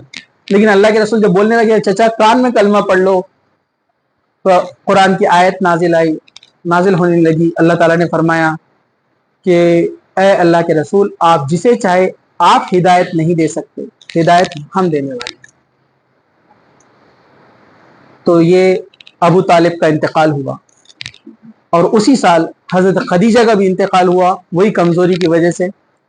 اس کو غم کا سال کہا جاتا ہے، اللہ کے رسول صلی اللہ علیہ وسلم اس سے بہت زیادہ غم زدہ ہوئے۔ اس کو غم کا سال بولتے ہیں، عام الحزن، عام الحزن کہا جاتا ہے اس کو، غم کا سال، حزن غم۔ پھر اللہ کے رسول صلی اللہ علیہ وسلم پر بڑی گرہ گزری یہ چیز، مشرکین مکہ کی ہمتیں اور بڑھ گئی، لیکن آپ نے دیکھا بائیکاٹ ابھی ختم ہوا اور ابو طالب بھی نہیں ہے، تو آپ نے سوچا اب مکہ کے باہر جا کر اسلام کی دعوت دیتے ہیں۔ تو مکہ کے باہر چھوٹے چھوٹے قبیلوں میں آپ نے اسلام کی دعوت دی۔ آپ کا بچپن جہاں پر گزرا طائف، آپ وہاں پہنچے۔ طائف میں 3 بڑے بڑے سردار تھے، تینوں کی حکومت تھی، تینوں بھائی تھے۔ اللہ کے رسول نے پہلے چھوٹے چھوٹے قبیلوں میں سب کو دعوت دی، کسی نے بھی قبول نہیں کیا۔ آپ اپنے غلام زید بن حارث کے ساتھ تھے، زید بن حارث اور آپ 2 لوگ گئے بس۔ اس کے بعد آپ لوگوں کے پاس جاتے، اسلام سمجھاتے، لوگ انکار کرتے، آپ کو مایوسی ہوتی، مطلب مایوسی تو رب سے نہیں تھی، لیکن لوگ نہیں مان رہے، لوگ جنت کے راستے کو انکار کر رہے، اس کا افسوس آپ کو ہوتا۔ پھر آپ جو ہے طائف گئے، وہاں کے قبیلوں کے سرداروں کا، انہوں نے آپ کا مذاق اڑایا، آپ کو تکلیف دی۔ اللہ کے رسول وہاں سے واپس نکلے، صرف تکلیف نہیں دی بلکہ انہوں نے اپنے طائف کے جو شریر بچے ہوتے ہیں، جو بدماش، ان کو پیچھے لگا دیے اللہ کے رسول اور زید بن حارث کے، اور وہ گالیاں دیتے، پاگل مجنو کہتے۔ آپ سوچو، آپ رستے سے چل رہے اور آپ کو کنٹینیو کوئی پاگل اور مجنو کہنے لگے تو کیا ہوگا؟ آپ کا دوست جو آپ کے ساتھ رہتا آپ سے لڑ لیتا، ابھی کئی واقعات آپ کو پتہ ہے جو ہوئے تھے، کتنا غصہ آ جاتا۔ یہ سارے لوگ آپ کو پاگل مجنو دیوانہ کہہ رہے ہیں اور پتھر مار رہے ہیں، اتنے پتھر مارے، ارائق المختومہ پڑھی آپ کو پتہ چلے گا کہ آپ کے گھٹنوں میں اور ایڑیوں میں سے اتنا خون نکلا کہ جوتیوں میں خون بھر گیا اور خون سے جوتیاں چپک گئی۔ اتنا خون اللہ کے رسول صلی اللہ علیہ وسلم کا اور زید بن حارث کا بہا۔ اللہ کے رسول کو بچانے کے لیے زید بن حارث آپ کو ڈھال بنا لیتے، مطلب زید بن حارث اللہ کے رسول کو اپنے ہاتھوں اور اپنے شولڈر کے بیچ میں لے لیتے تاکہ پتھر ان کو پڑے۔ اتنی محبت تھی صحابہ کو اللہ کے رسول سے، اور ہم کو کتنی محبت ہے ذرا آپ سوچیں۔ پھر آپ پریشان ہو کر ایک انگور کے باغ کے قریب جاتے، جو آج بھی ہے، میں نے دیکھا ہے وہ باغ کو، طائف میں ہے، ہم گئے تھے وہاں تو ہم نے دیکھا آج بھی اس کو وہاں انگوریں لگتی ہیں، قریب ہے اس کے کچھ اور شہتوت وغیرہ اور بہت سارے وہاں پر درخت ہے، اور وہ دیواریں اور گلیاں بھی ہیں جس میں اللہ کے رسول صلی اللہ علیہ وسلم چلے تھے۔ اس کو ریپیئر کیا گیا وقت کی ضرورت کے تحت، لیکن آج بھی ہے وہ۔ اللہ کے رسول وہاں پر بیٹھے، میں اس شخص کا نام بھول گیا، ایک عیسائی تھا جو وہاں اس کو دیکھ بھال کرتا تھا باغ کی۔ وہ آیا اور کہا کہ آپ لوگ کون ہیں؟ کہا کہ میں محمد صلی اللہ علیہ وسلم، اللہ کا رسول۔ کہا کہ تم کون ہیں؟ تو وہ کہنے لگا میں جو ہے ایک عیسائی ہوں، اور عیسیٰ علیہ السلام کے بارے میں کہنے لگا۔ تو اللہ کے رسول فرمایا وہ تو میرے بھائی ہے۔ کہا کیسے؟ کہا کہ ہم نبی آپس میں بھائی ہوتے ہیں۔ اس کو بات انٹرسٹنگ لگی، وہ بیٹھ گیا اور اللہ کے رسول کی باتیں سننے لگا، اور وہ مسلمان ہو گئے۔ اس کے بعد آپ وہاں سے نکلے تو جبرائیل علیہ السلام آئے اور اللہ کے رسول صلی اللہ علیہ وسلم سے کہا کہ اے اللہ کے رسول، یہ دیکھیے میرے ساتھ ایک اور فرشتہ آیا ہے، ملائکۃ الجبال، پہاڑوں کا فرشتہ ہے، اس کے ذمے پورے پہاڑ ہے، اللہ نے ہم کو بھیجا ہے، پوچھا آپ کی مرضی کیا ہے۔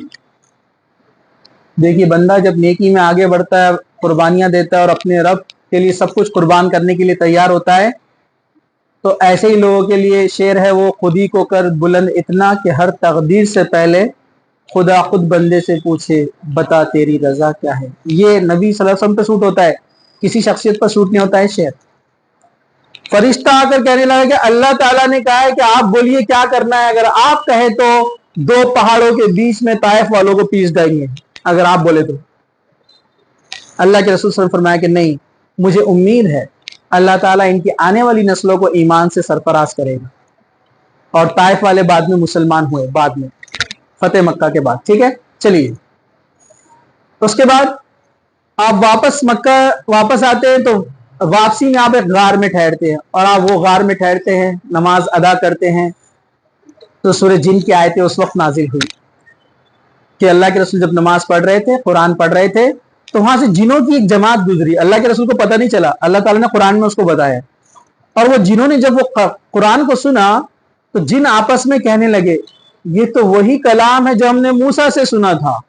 جنوں کی عمریں بہت زیادہ ہوتی ہے, 2000 سال 2500 سال, اس لیے وہ نبیوں کو اور بھی جانتے پہلے کے.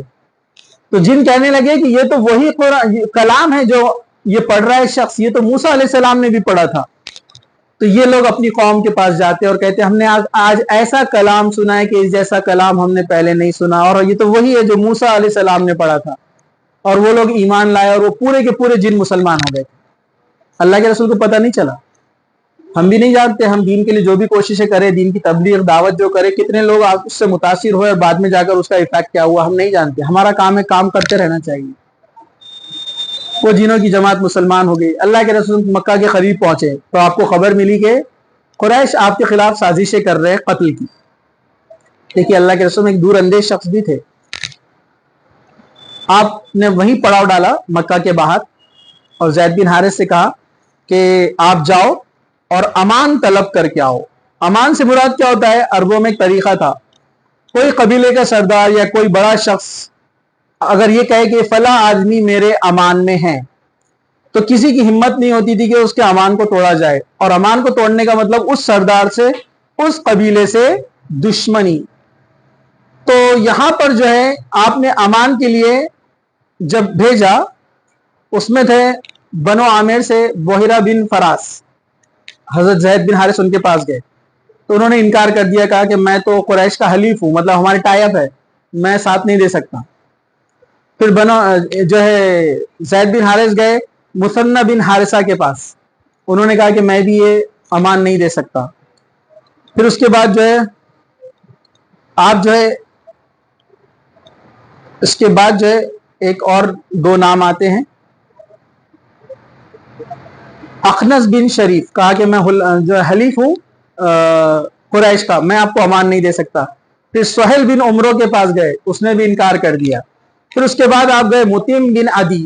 متیم بن عدی کے کافی بیٹے تھے اور یہ بہت دلیر تھے لڑائی جھگڑے میں, اور یہ عبد مناف یعنی اللہ کے رسول کے پردادا کے اوپر ان کا خاندان ایک ہی ملتا تھا آگے جا کر.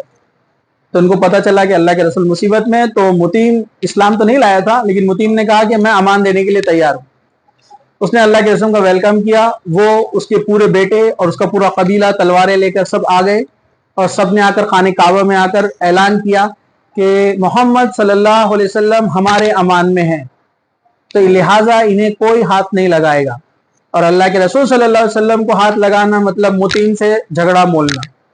تو سردار اس موڈ میں نہیں تھے کہ اب کسی سے لڑائی جھگڑا کرے, اس لیے سب نے متیم کے اس امان کو ایکسپٹ کر لیا کہ اللہ کے رسول کو کوئی ہاتھ نہیں لگائے گا. پھر اللہ کے رسول صلی اللہ علیہ وسلم اپنے دعوت کا کام جاری رکھتے ہیں, آپ نے سٹاپ نہیں کیا کام. پھر آپ نے لوگوں کو دعوت دینا شروع کی. اب اس کے بعد معاملہ یہ ہوا, اسرا و معراج کا واقعہ ہوا. اللہ کے رسول میں ایک بار رات میں سوئے ہوئے تھے, یہ 13 یا 12 جو ہے نبوی کا واقعہ ہے. آپ جو ہے سوئے ہوئے تھے, جبرائیل علیہ السلام آئے, براق ساتھ میں تھا.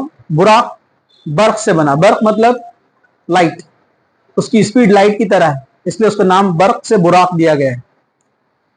اس پر اللہ کے رسول کو سوار کروایا جو دکھنے میں گھوڑے کی جیسا تھا اور اس کے پر تھے خچر اور گھوڑے کے درمیان. اس کی رفتار لائٹ کی رفتار کی طرح تھی. وہاں سے اس پر بیٹھ کر اللہ کے رسول جو ہے مکہ سے بیت المقدس فلسطین گئے. وہاں پر آپ نے جو ہے نماز پڑھی. نماز پڑھنے کے بعد آپ صلی اللہ علیہ وسلم کو وہاں لے جانے سے پہلے شق صدر کا واقعہ بھی ہوا. اس سے پہلے بچپن میں ہوا تھا, پھر اس عمر میں بھی ہوا. معراج سے پہلے آپ کے سینے کو چاک کیا گیا, کعبہ کے پاس زمزم سے دھویا گیا, پھر اس کو واپس لگا دیا گیا. پھر آپ کو فلسطین لے جایا گیا, بیت المقدس, آپ نے وہاں نماز ادا کی. پھر آپ کے سامنے دو چیزیں پیش کی گئی, شہد اور شراب, یا دودھ یا شراب. آپ نے دودھ یا شہد کو پسند کیا, شراب کو پسند نہیں کیا. تو جبرائیل علیہ السلام نے کہا اچھا وہ آپ نے اسے پسند کیا, اگر آپ شراب پسند کرتے تو آپ کی امت گمراہ ہو جاتی. پھر وہاں سے وہ آپ کو پہلے آسمان پہ لے گئے. وہاں پر آدم علیہ السلام سے ملاقات ہوئی, جن کے دائیں اور بائیں کچھ لوگ تھے جن کو دیکھ کر آدم علیہ السلام خوش ہوتے ہیں اور لیفٹ سائڈ دیکھ کر ناراض ہو جاتے ہیں, غم میں رونے لگتے ہیں. پوچھا گیا کون لوگ؟ کہا کہ آدم کی یہ وہ اولاد ہے جو جنت میں جائیں گے اور یہ وہ اولاد ہے جو جہنم میں جائیں گے. اس کے بعد دوسرے آسمان پہ جاتے ہیں, تیسرے آسمان, چوتھے آسمان. حضرت زکریا، حضرت عیسیٰ، حضرت موسیٰ سب سے ملاقاتیں ہوتی ہیں، اور آخری میں 7ویں آسمان پہ پہنچتے وہاں ہوتے ہیں حضرت ابراہیم جو بیت المعمور سے ٹیک لگائے ہوئے بیٹھے تھے۔ بیت المعمور خانہ کعبہ کی طرح اوپر ایک عبادت کی جگہ ہے جہاں فرشتے داخل ہوتے ہیں عبادت کے لیے، اور یہ جب سے ہے تب سے کائنات بنی ہے، اور جو فرشتہ ایک بار اس میں انٹر کرتا ہے کبھی واپس نہیں آتا ہے، اس کا نمبر نہیں لگتا سیکنڈ ٹائم، اور 70,000 سے زیادہ فرشتے ایک ٹائم میں وہاں پر ہوتے ہیں۔ تو اب اندازہ لگاؤ فرشتے کتنے ہیں۔ اللہ تعالیٰ کو ہماری عبادت کی ضرورت نہیں ہے، ایک ٹائم میں 70,000 فرشتے عبادت کرتے ہیں وہاں پر، اور ایک فرشتہ جو عبادت کر کے وہاں سے نکلتا ہے دوبارہ اس کا نمبر نہیں آتا ہے۔ ابراہیم علیہ السلام اس سے ٹیک لگا کر بیٹھے ہوئے، اللہ کے رسول نے ابراہیم علیہ السلام سے ملاقات کی، ان کو سلام پیش کیا، انہوں نے ویلکم کیا۔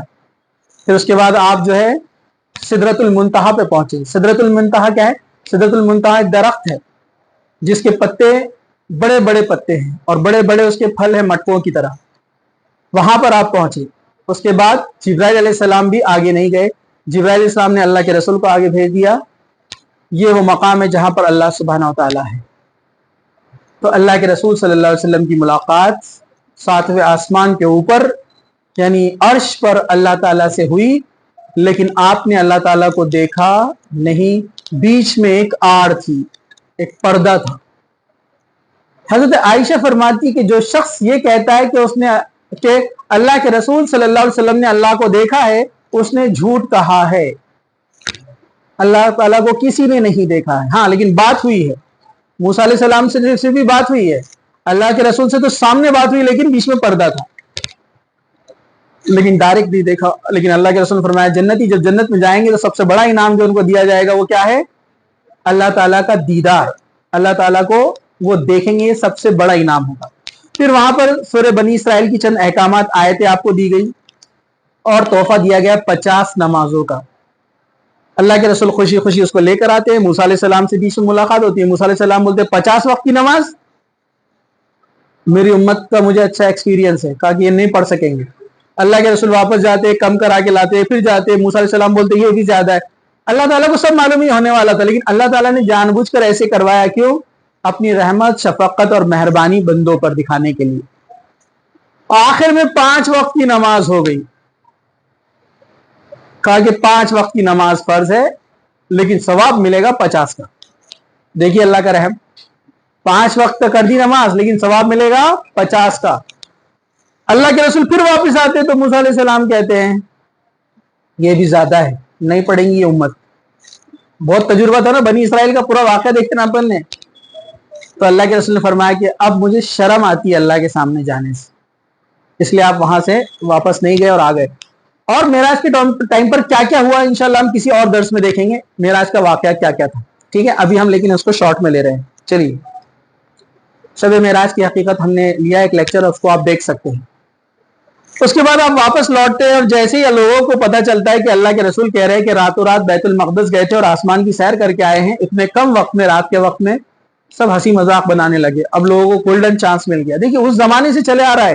آپ دیکھیے آج جو مسلمانوں کا مذاق اڑایا جاتا ہے نا سوشل میڈیا کے اندر، مسلمان ایسے، مسلمان ویسے، یہ کرتے 4 شادیاں اور یہ پردہ حجاب میں رکھتے عورتوں، اس زمانے سے چلے آ رہا ہے۔ لوگ منافق اور مشرکین ہمیشہ طاق میں رہتے تھے کہ کوئی چیز ملے اور مذاق بنائے۔ سب بن رہے کہ اللہ کے رسول آسمان پہ جا کر آئے، کتنی عجیب بات ہے۔ اللہ تعالیٰ نے وہیں ان کی چالوں کو وہیں توڑا۔ یہ ابو بکر کے پاس گئے، کہا کہ ابو بکر تمہارا دوست کیا کہتا ہے، راتوں رات بیت المقدس گیا اور آسمان جا کر آیا۔ تو حضرت ابو بکر بولتے کہ واقعی میں اللہ کے رسول نے ایسا کہا ہے؟ مشرکین مکہ بولے ہاں انہوں نے ایسا کہا ہے۔ تو حضرت ابو بکر کہتے ہیں کہ اگر انہوں نے ایسا کہا ہے تو بالکل سچ کہا ہے، بنا پوچھے، بنا بات کیے، بنا ڈسکشن، ڈائریکٹ، اس لیے ان کو لقب ملا الصدیق، صداقت کا، سچائی کا، گواہی دینے کا۔ کیوں کہا کہ اللہ کے رسول پر وحی نازل ہوتی ہے جو ہم نے نہیں دیکھا لیکن ہم اس پر ایمان لائے۔ تو اللہ کے رسول اگر معراج پر جا کر آئے تو اس میں کیا بری بات ہے؟ اس سفر کو بولتے ہیں اسرا و معراج۔ اسرا کہتے ہیں سفر کو جو مکہ سے مدینہ ہوا، معراج سیڑھی کو بولتے ہیں اوپر لے جانے کو، تو وہ معراج کا سفر کہلایا۔ اسرا و معراج، جس کو سورہ اسرا، سورہ نمبر 17 یعنی جس کا دوسرا نام ہے سورہ بنی اسرائیل، اس میں ذکر ہے۔ اس کے بعد کیا ہوا؟ اس کے بعد اللہ کے رسول صلی اللہ علیہ وسلم سے کہا گیا کہ اگر آپ بیت المقدس فلسطین جا کر آئے راتوں رات، ذرا بتاؤ تو صحیح وہ کیسا دکھتا ہے، کیونکہ اللہ کے رسول اس سے پہلے کبھی نہیں گئے تھے وہاں پر. تو آپ نے پورا نقشہ ان کے سامنے رکھ دیا، لوگ دنگ رہ گئے. پھر اللہ کے رسول فرمایا کہ میں یہ بھی بتاتا ہوں ایک قافلہ وہاں سے نکلا ہے جو یہاں پہنچے گا. وہ قافلے میں پہلا سامنے جو اونٹ ہے وہ ایسے ایسے دکھتا ہے، وہ قافلے میں اتنے لوگ ہیں. آپ نے پورا واقعہ بیان کیا. جب قافلہ وہاں سے پہنچا تو لوگوں نے دیکھا قافلہ بالکل ویسے ہی تھا. تو اکثر لوگوں کا ایمان بڑھا اور کچھ لوگ کفر میں اور بڑھ گئے. یہ واقعہ پورا مکمل ہوا. اس کے بعد ان کے ظلم و ستم جب بڑھتے گئے، اب آیا حج کا موقع. دین ابراہیم پہ حج پہلے سے ہوتا آ رہا تھا، لوگ حج کیا کرتے تھے. غور سے سنیے، اب سب لوگ دھیان سے سن رہے ہیں. اب آیا حج کا موسم. اللہ کے رسول انتظار میں تھے، نئے لوگ ملیں گے، ان کو اسلام کی دعوت دیں گے. تو مشرکین مکہ اور چوکنے ہو گئے کہ اب نئے لوگ بھی بیٹھ جائیں گے یہ آدمی کی بات سن کر. تو ہم کیا کرتے ہیں، ان کے بارے میں پہلے سے مشہور کر دیں گے. کس نے کا بول دیں گے ہم پاگل ہیں. تو ولید بن مغیرہ بولا نہیں، پاگل لوگ ایسے نہیں ہوتے، سب جانتے ہیں. کہا کہ ہم بولیں گے یہ شاعر ہے. تو کہا کہ نہیں، لوگوں کو پتا ہے کہ اللہ کے رسول پڑھے لکھے نہیں ہیں. سب نے کہا کہ ہم بولیں گے جادوگر ہے. تو کہا کہ نہیں، جادوگر لوگ کیسے ہوتے ہم سب جانتے ہیں، لیکن کوئی راستہ ہی نہیں ہے. تو آخری میں یہ طے ہوا کہ ہم یہی بولیں گے کہ جادوگر ہے، کاہن ہے، یا ان پر جادو ہو گیا ہے. بات مشہور ہو گئی، لوگ آئے جب تو آپ نے دعوت دینا شروع کی. ابو ذر غفاری، ایسے اور بہت سارے شاعر ہیں، میں ایک ہی واقعہ بیان کرتا ہوں. ابو ذر غفاری جب مکہ میں آئے، آتے آپ کو پتا ہے مشرکین مکہ اتنے ڈرے ہوئے تھے اللہ کے رسول سے کہ انہوں نے ٹیم بنائے تھے اسپیشل. یہ بیٹھتی تھی ٹیم، کوئی نیا دکھا کہ اس کو بلاتے تھے، بولتے تھے اللہ کے رسول سے نہیں ملنا. مطلب کیسی بے خوفی کی بات ہے. انسان کی فطرت ہے، جس کو بولے نہیں ملنا وہی جا کر ملتا. پھر وہ تو یہ بیٹھتے تھے اسپیشل. ابو ذر غفاری آئے، غفار قبیلے کے سردار تھے. ابو ذر غفاری جیسے ان کے پاس آئے تو کہا کہ یہاں محمد نام کے ایک شخص ہے، تم ان سے نہیں ملنا، جادوگر ہے، جو ان سے بات کرتا وہ ان کا مرید ہو جاتا.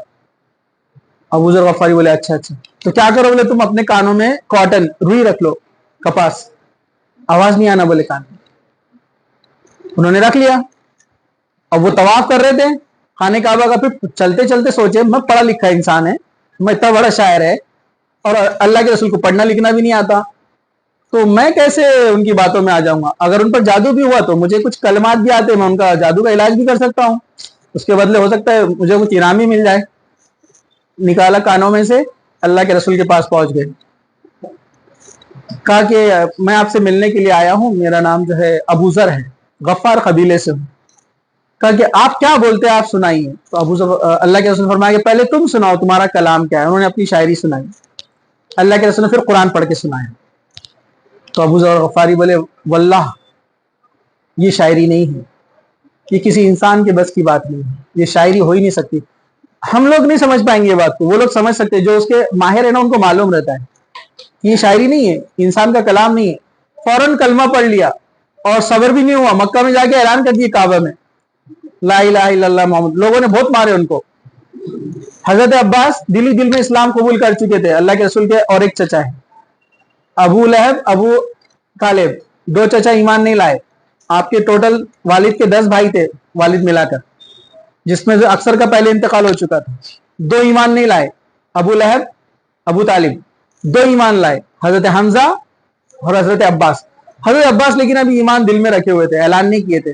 دیکھا ابو ذر غفاری کو سب مار رہے ہیں تو کہا کہ اسے مت مارو، اسے چھوڑ دو، یہ غفار قبیلے سے ہے اور ہم غفار قبیلے کے پاس جاتے ہیں کھجوروں کی خریدی کے لیے، اگر تم نے ان کو مار دیا تو وہ ہمیں آنے نہیں دیں گے. تو لوگوں نے بھی چھوڑ دیا ان کو. ابو ذر غفاری دوسرے نیکسٹ ڈے مارننگ آتے، پھر اعلان کرتے، پھر لوگ مارتے ان کو. مطلب صحابہ دیکھیے کیسے اسلام کی تبلیغ اور دعوت کے لیے کوشش کی. پھر اس کے بعد 6 لوگ مدینہ سے آئے. مدینہ میں 2 بڑے قبیلے تھے، اوس اور خزرج. یہ 2 خالہ زاد بھائی کے قبیلے تھے، ان کے اینسسٹر ایک ہی تھے پہلے. یہ دونوں قبیلے آپس میں لڑتے تھے، بہت لڑتے تھے، 2 مدینہ کے بڑے قبیلے. اور ان کے سپورٹ میں یہودیوں کی 3 جماعتیں تھیں. میں ان کا یہ کون تھے کیا تھے ہم جب مدینہ کا واقعہ آئے گا تب آپ کے سامنے رکھیں گے. یہ یہودی ان کو آپس میں لڑواتے تھے، لیکن یہ یہودیوں سے بھی لڑائی ہوتی تھی ان کی، اور بہت لڑائی ہوتی تھی. مطلب جنگ میں گھرے ہوئے تھے مدینہ والے، جنگ بڑے تو ان کا روز مرہ کا معمول تھا، وار. وہ اپنے آپ کو بولتے بھی تھے سنس آف وار بولتے تھے اپنے آپ کو، مطلب ہم جنگ کے بیٹے بولتے تھے وہ اپنے آپ کو، لڑائی میں اتنے زیادہ وہ تھے، وہ ماہر۔ اس کے چند لوگ جو ہے حج کے لیے آئے، کیونکہ وہ دین ابراہیم پہ تھے تب بھی حج کیا کرتے تھے نا۔ تو اللہ کے رسول صلی اللہ علیہ وسلم سے ملاقات ہوئی، جس کو پہلی بیعت عقبہ کہا جاتا ہے۔ پہلی بیعت عقبہ کیا ہے؟ اس میں کچھ لوگوں نے آ کر اللہ کے رسول صلی اللہ علیہ وسلم سے ملاقات کی، جس میں تھا اسد بن زرارہ، عباد بن بشر، ایاز بن عبداللہ، معاذ بن افرا، رفع بن عبد مناف، ابو حسان بن ثاقب۔ یہ 6 لوگ تھے، یہ خزرج قبیلے سے تعلق رکھتے تھے۔ اور یہ جب آئے تو اللہ کے یہ بیٹھے تھے ایک جگہ پر، اللہ کے رسول ان کے پاس سے گزرے، کہا کہ آپ لوگ کہاں سے؟ انٹروڈکشن دیا، اللہ کے رسول نے اپنا انٹروڈکشن دیا۔ اللہ کے رسول فرمایا کیا میں تم سے کچھ کہوں؟ تو انہوں نے کہا ہاں بالکل کہیے۔ انہوں نے قرآن پڑھ کے سنایا اور بتایا میں اللہ کا نبی ہوں۔ تو اسد بن زرارہ بولا کہ ارے ہاں، یہ تو وہی بات ہے جس کو لے کر یہودی مدینہ کے ہم کو ڈراتے ہیں، کیونکہ یہودیوں کی کتاب میں تھا توریت میں ایک نبی آئے گا، وہ نبی جب آ جائیں گا تو اس کے ساتھ مل کر ہم اوس اور خزرج سے لڑیں گے، مدینہ کے مشرکین سے۔ یہودی اپنے آپ کو اہل کتاب دیندار کہتے تھے، اور مدینہ کے قبیلوں کو کیا بولتے تھے؟ وہ مشرک۔ تاکہ ایک نبی آئے گا، ہم اس پر ایمان لائیں گے اور اوس اور خزرج کو ہرائیں گے، اور یہ لوگ خزرج سے تھے۔ تو اسد بن زرارہ بولے یہ تو وہی بات ہے جو یہودی جس کی بات ہم سے کہتے ہیں۔ تو اسد بن زرارہ اپنے ساتھیوں کو بولا اس سے پہلے کہ یہودی ان پر ایمان لائے، ہم ان پر ایمان لا لیتے ہیں تو اللہ ہمارے ساتھ دے گا۔ اس نے عقل کی بات کہی، پورے 6 کے 6 مسلمان ہو گئے۔ اللہ کے رسول نے فرمایا کہ یہ بات اپنی قوم تک پہنچاؤ، اور اگلی بار جب آؤ تو مجھ سے ملاقات کرنا۔ دوسری بار جب آئے، اس کو کہا جاتا ہے بیعت عقبہ ثانی، یعنی دوسری بیعت عقبہ۔ یہ 13 نبوی میں، یعنی ہجرت والے سال کے پہلے بات ہوئی۔ 13 نبوی میں مدینہ میں یہ لوگ 73 لوگ تھے، جس میں 2 عورتیں تھیں۔ یہ لوگ آئے، اللہ کے رسول سے ملاقات کی، اور سب کے سب نے اسلام قبول کیا۔ اسد بن زرارہ، برا بن معرور، عبادہ بن سامد، رفع بن عبد المنذر، رافع بن مالک، قطبہ بن عامر، عقبہ بن عامر، جابر بن عبداللہ، منذر بن عمرو، سعد بن ربی، عبداللہ بن روا اور عباس بن عبادہ۔ یہ 12 لوگ مسلمان ہوئے۔ اس کے بعد انہوں نے کہا مشرکین مکہ ہمارے اب دشمن ہو چکے ہیں، تو یہ قبیلے والوں نے، مدینہ والوں نے اللہ کے رسول کو آفر دیا کہ آپ ہمارے ساتھ چلیں، ہم آپ کی حفاظت کریں گے۔ اس وقت حضرت عباس بھی اللہ کے رسول کے ساتھ آئے، یہ بھی انہوں نے ابھی دل میں ایمان رکھا تھا، ظاہر نہیں کیا تھا۔ حضرت عباس نے کہا دیکھو مدینہ والوں، تم اللہ کے رسول کو لے جا تو رہے ہو، یعنی دعوت دے رہے ہو مدینہ آنے کی، لیکن یاد رکھو کہ اگر تم ان کی حفاظت کر سکتے ہو بالکل ویسے ہی جیسے تم اپنے بچوں کی حفاظت کرتے ہو، تو اللہ کے رسول کو لے جاؤ، ورنہ بنو ہاشم یعنی ہمارا جو قبیلہ ہے وہ کافی ہے اللہ کے رسول کی حفاظت کے لیے، کیونکہ ابو طالب کا انتقال ہو گیا تھا، اب کوئی بڑی شخصیت نہیں تھی، تو حضرت عباس نے آپ کا ساتھ دیا۔ یہ مسلمان ہو چکے تھے لیکن اعلان نہیں کیا تھا۔ تو انہوں نے کہا کہ ہم جو ہے جنگ کے بیٹے ہیں، ہتھیار ہمارا کھلونا ہے، اور اللہ کے رسول جب تک ہمارے ساتھ ہے ہم اللہ کے رسول کا ایک بال بھی بیکا نہیں ہونے دیں گے۔ تو اس بات پر اللہ کے رسول نے اس بات کو قبول کیا اور کہا کہ ٹھیک ہے ہم ہجرت کریں گے، لیکن ہم اللہ کے حکم کا انتظار، کیونکہ اللہ کا حکم جب تک نہیں آتا اللہ کے رسول کو یہ کام نہیں کرتے۔ پھر یہ قبیلہ واپس چلا گیا، اور ان کے ساتھ گئے تھے مصعب بن عمیر۔ ان کی بڑی دلچسپ کہانی ہے۔ مصعب بن عمیر ایسے گھر سے تعلق رکھتے ہیں جو عرب کی ایک رچ فیملی تھی، ایک لوتی اولاد، ایک ڈریس ایک بار پہنتے تھے، اس کو دوبارہ نہیں پہنتے تھے۔ وہ جو خوشبو لگاتے تھے پوری گلیوں میں خوشبو مہکتی تھی، اتنی مہنگی خوشبو، بہت رچ پرسن، خوبصورت بھی۔ اللہ کے رسول کی بات سنی، ایک بار مسلمان ہو گئے۔ گھر میں جا کر کہا تو والدہ نے کہا کہ اسلام چھوڑ دو ورنہ سب عیش و آرام، وراثت کچھ نہیں ملے گا۔ مصعب بن عمیر نے سب چھوڑ دیا، یہاں تک کہ ان کے جسم کے کپڑے بھی نکال دیے گئے۔ وہ ایک لباس، ایک کپڑا اوڑھ کر گھر سے نکلے، ماں باپ کے پوری مال دولت کو چھوڑ دیا اسلام کے لیے۔ اور بولنے کا ہنر بہت اچھا تھا، اسپیچ اچھی دے سکتے تھے، اللہ تعالیٰ نے ان کو صلاحیت دی تھی، پڑھے لکھے بھی تھے۔ تو اللہ کے رسول نے ان کو سفیر بنا کر مدینہ والوں کے ساتھ بھیجا کہ جاؤ مدینہ والوں کو دعوت دو۔ انہوں نے مدینہ والوں کو اتنے بہترین انداز میں قرآن سناتے اور دین کے بارے میں بتاتے، تو تقریباً لوگ مسلمان ہو گئے، اوس اور خزرج جس میں خاندانی دشمنی تھی، یہ دونوں بھائی ایک ساتھ مسلمان ہو گئے. اسد بن زرارہ اور دوسرے سوید، دو لوگ تھے. پورا قبیلہ مسلمان ہو گیا کیونکہ اسد بن زرارہ اور دوسرے قبیلے کے جو بھائی تھے ان کے سردار دونوں نے اعلان کر دیا کہ آج شام تک جس نے اسلام قبول نہیں کیا ہمارا اس سے کوئی تعلق نہیں. اور سب اپنے سردار کو بہت چاہتے تھے. پورا مدینہ ایک دن میں اسلام قبول کر لیتا ہے. یہ مصعب بن عمیر ذریعہ بن گئے. دیکھیے ایک طرف گھر کو چھوڑا، مال و دولت چھوڑا، قربانی دی، اللہ تعالیٰ نے کتنا بڑا کام لیا. جنگ بدر میں ان کی شہادت ہوئی. جنگ بدر میں شہید ہوئے. شہید ہوئی تو کپڑا نہیں تھا کفنانے کے لیے. کپڑا اوپر سر پہ لے کے آ جاتے تو پیر کھل جاتے، تو ان کے پیروں پر گھاس ڈالی گئی کفن کی جگہ پر. اتنے کم کفن تھا اس وقت. تو شہید بھی ہوئے اللہ کی راہ میں، لیکن اللہ تعالیٰ نے کتنا بڑا کام لیا، پورا شہر اسلام لایا ان کے ذریعے سے. اب اللہ کے رسول کو حکم دیا گیا ہجرت کرے، تو اللہ کے رسول نے کہا صحابہ سے ہجرت کرو. سب ہجرت کے لیے تیار ہو گئے اور سب ہجرت کے لیے نکلنے لگے، تھوڑے کر کے، چھپتے چھپاتے. قریش کے لوگوں نے بڑی بڑی چھاونیاں لگا دی کہ ان کو روکا جائے، لیکن کسی کو روک نہیں سکے. ایک واقعہ تھا، حضرت صہیب لوہار تھے. صہیب روم سے آئے تھے، مکہ میں بسے تھے، خوب پیسہ ویسا کمایا تھا، لوہاری کا کام کر کے تلوار بنا کر پیسہ مال جمع کر کے نکلنے لگے. مشرکین نے روک دیا، کہا کہ جا نہیں سکتے، ہمارے پاس آئے، ہمارے ملک میں رہے، پیسہ کمائے اور ہم کو چھوڑ کے جا رہے. تو مشرکین نے کیا کیا، ان کو ایک شرط رکھ دی. کہا شرط تو نہیں ماننے والے صہیب. کہا کہ جو کچھ کمایا ہے مکہ میں سب چھوڑ دو تو ہم تم کو جانے دیں گے. لیکن یہ بول کر پھنس گئے وہ. تو حضرت صہیب نے بولے اچھا سب چھوڑ دیا تو جانے دیں گے؟ کہا ہاں. اور عرب اپنے وعدوں پہ بڑے پکے ہوتے تھے. تو حضرت صہیب نے کہا یہ لے لو، پورا سب دے دیا انہیں، پوری لائف ٹائم کی کمائی. تاکہ رکھ لو یہ اور میرے کو جانے دو، مجھے اپنے نبی کے ساتھ جانا ہے. پورے مشرکین مکہ ایک دوسرے کو دیکھنے لگے، شوق، یہ آدمی پوری زندگی کمائی دے رہا ہے اسلام کے لیے، یہ ایسی قربانیاں دے کے صحابہ چلے گئے. یہ اللہ کے رسول کے پہنچنے کے بعد ہوا یہ واقعہ. تو اللہ کے رسول نے کھڑے رہ کر ان کا استقبال کیا تھا. یہ بعد میں ہوا واقعہ، لیکن میں نے پہلے بتا دیا. سب نکلنے لگے، سب چھپتے چھپاتے. حضرت عمر، ان کا سب سے الگ معاملہ تھا. یہ گھر سے نکلتے، غسل کرتے ہیں، غسل کر کے 2 تلواریں لٹکاتے ہیں، تیر کمان لیتے ہیں، تیر جمع کرتے ہیں، خانہ کعبہ میں جاتے ہیں نکلنے سے پہلے، جہاں سارے لوگ بیٹھے ہوئے، وہاں 2 رکعت نماز پڑھتے ہیں اور اعلان کرتے ہیں جس کو اپنی بیوی کو بیوہ اور بچوں کو یتیم کرنا ہے وہ میرے سے آ کر ملے. کسی کی ہمت نہیں آنے کی، کیونکہ الفاظ سے لگ رہا تھا عمر بہت خطرناک موڈ میں ابھی. تو کسی نے ہمت نہیں کی اور تنہا نکل گئے. اور راستے میں 1-2 لوگ ملے ان کو ساتھ لے لیا اپنے اور چلے گئے ہجرت کرنے. اللہ کے رسول بھی جائیں گے، لوگوں کو پتا چل گیا.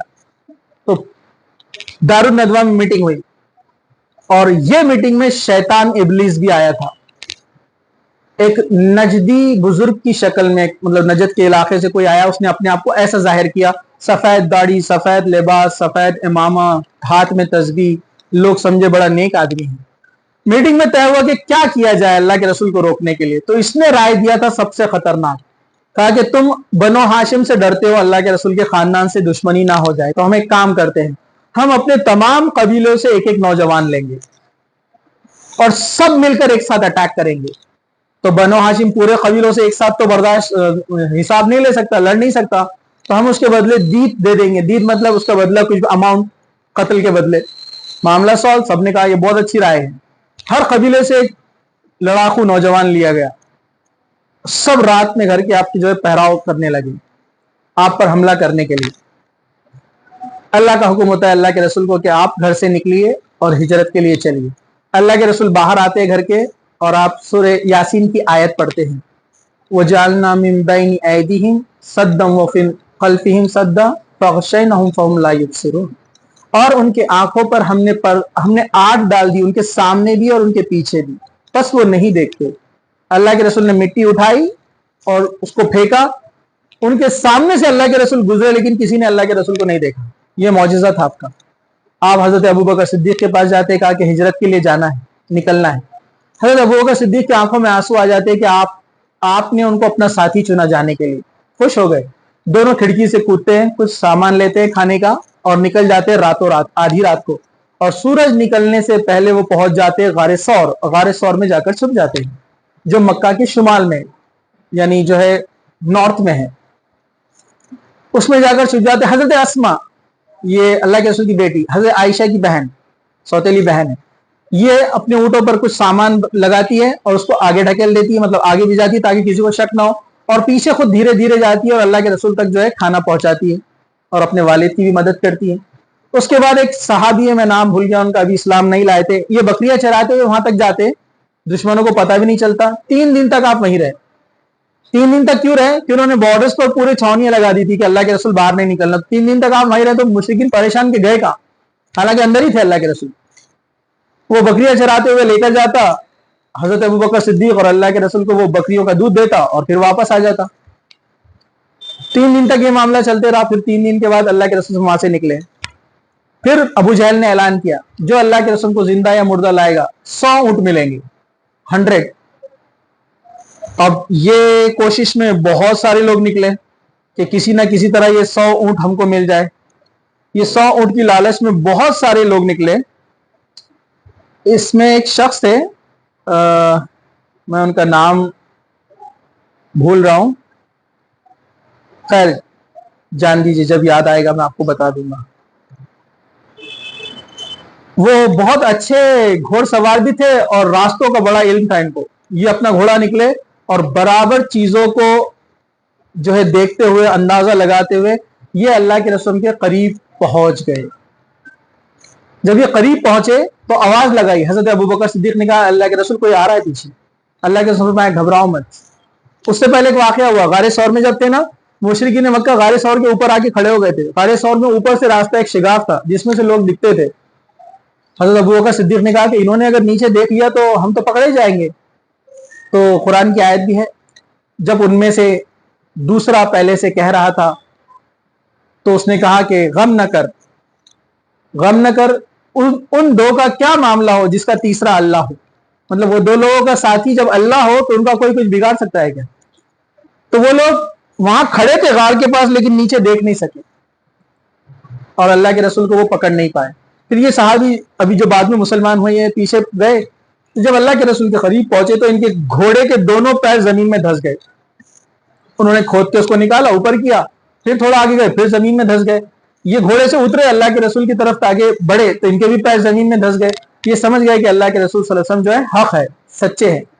پھر آپ نے آواز لگائی، اللہ کے رسول سے انہوں نے بات چیت کی اور اللہ کے رسول وہاں سے نکل گئے۔ پھر اللہ کے رسول صلی اللہ علیہ وسلم راستے میں ایک جھوپڑی آپ کو نظر آتی ہے، ایک چھوٹا سا گھر، آپ وہاں جاتے ہیں تو ایک عورت وہاں پر رہتی تھی جس کا نام جو ہے ام معبد نام تھا ان کا۔ ام معبد وہی عورت ہے جن کے تعلق سے نسائی میں حدیث ہے، جنہوں نے اللہ کے رسول کو پورا حلیہ بیان کیا کہ اللہ کے رسول کیسے دکھتے تھے، انہی کی روایت ہے۔ ام معبد کے پاس اللہ کے رسول جاتے ہیں اور کہتے کہ کچھ ہمیں ملے گا کھانے پینے کے لیے؟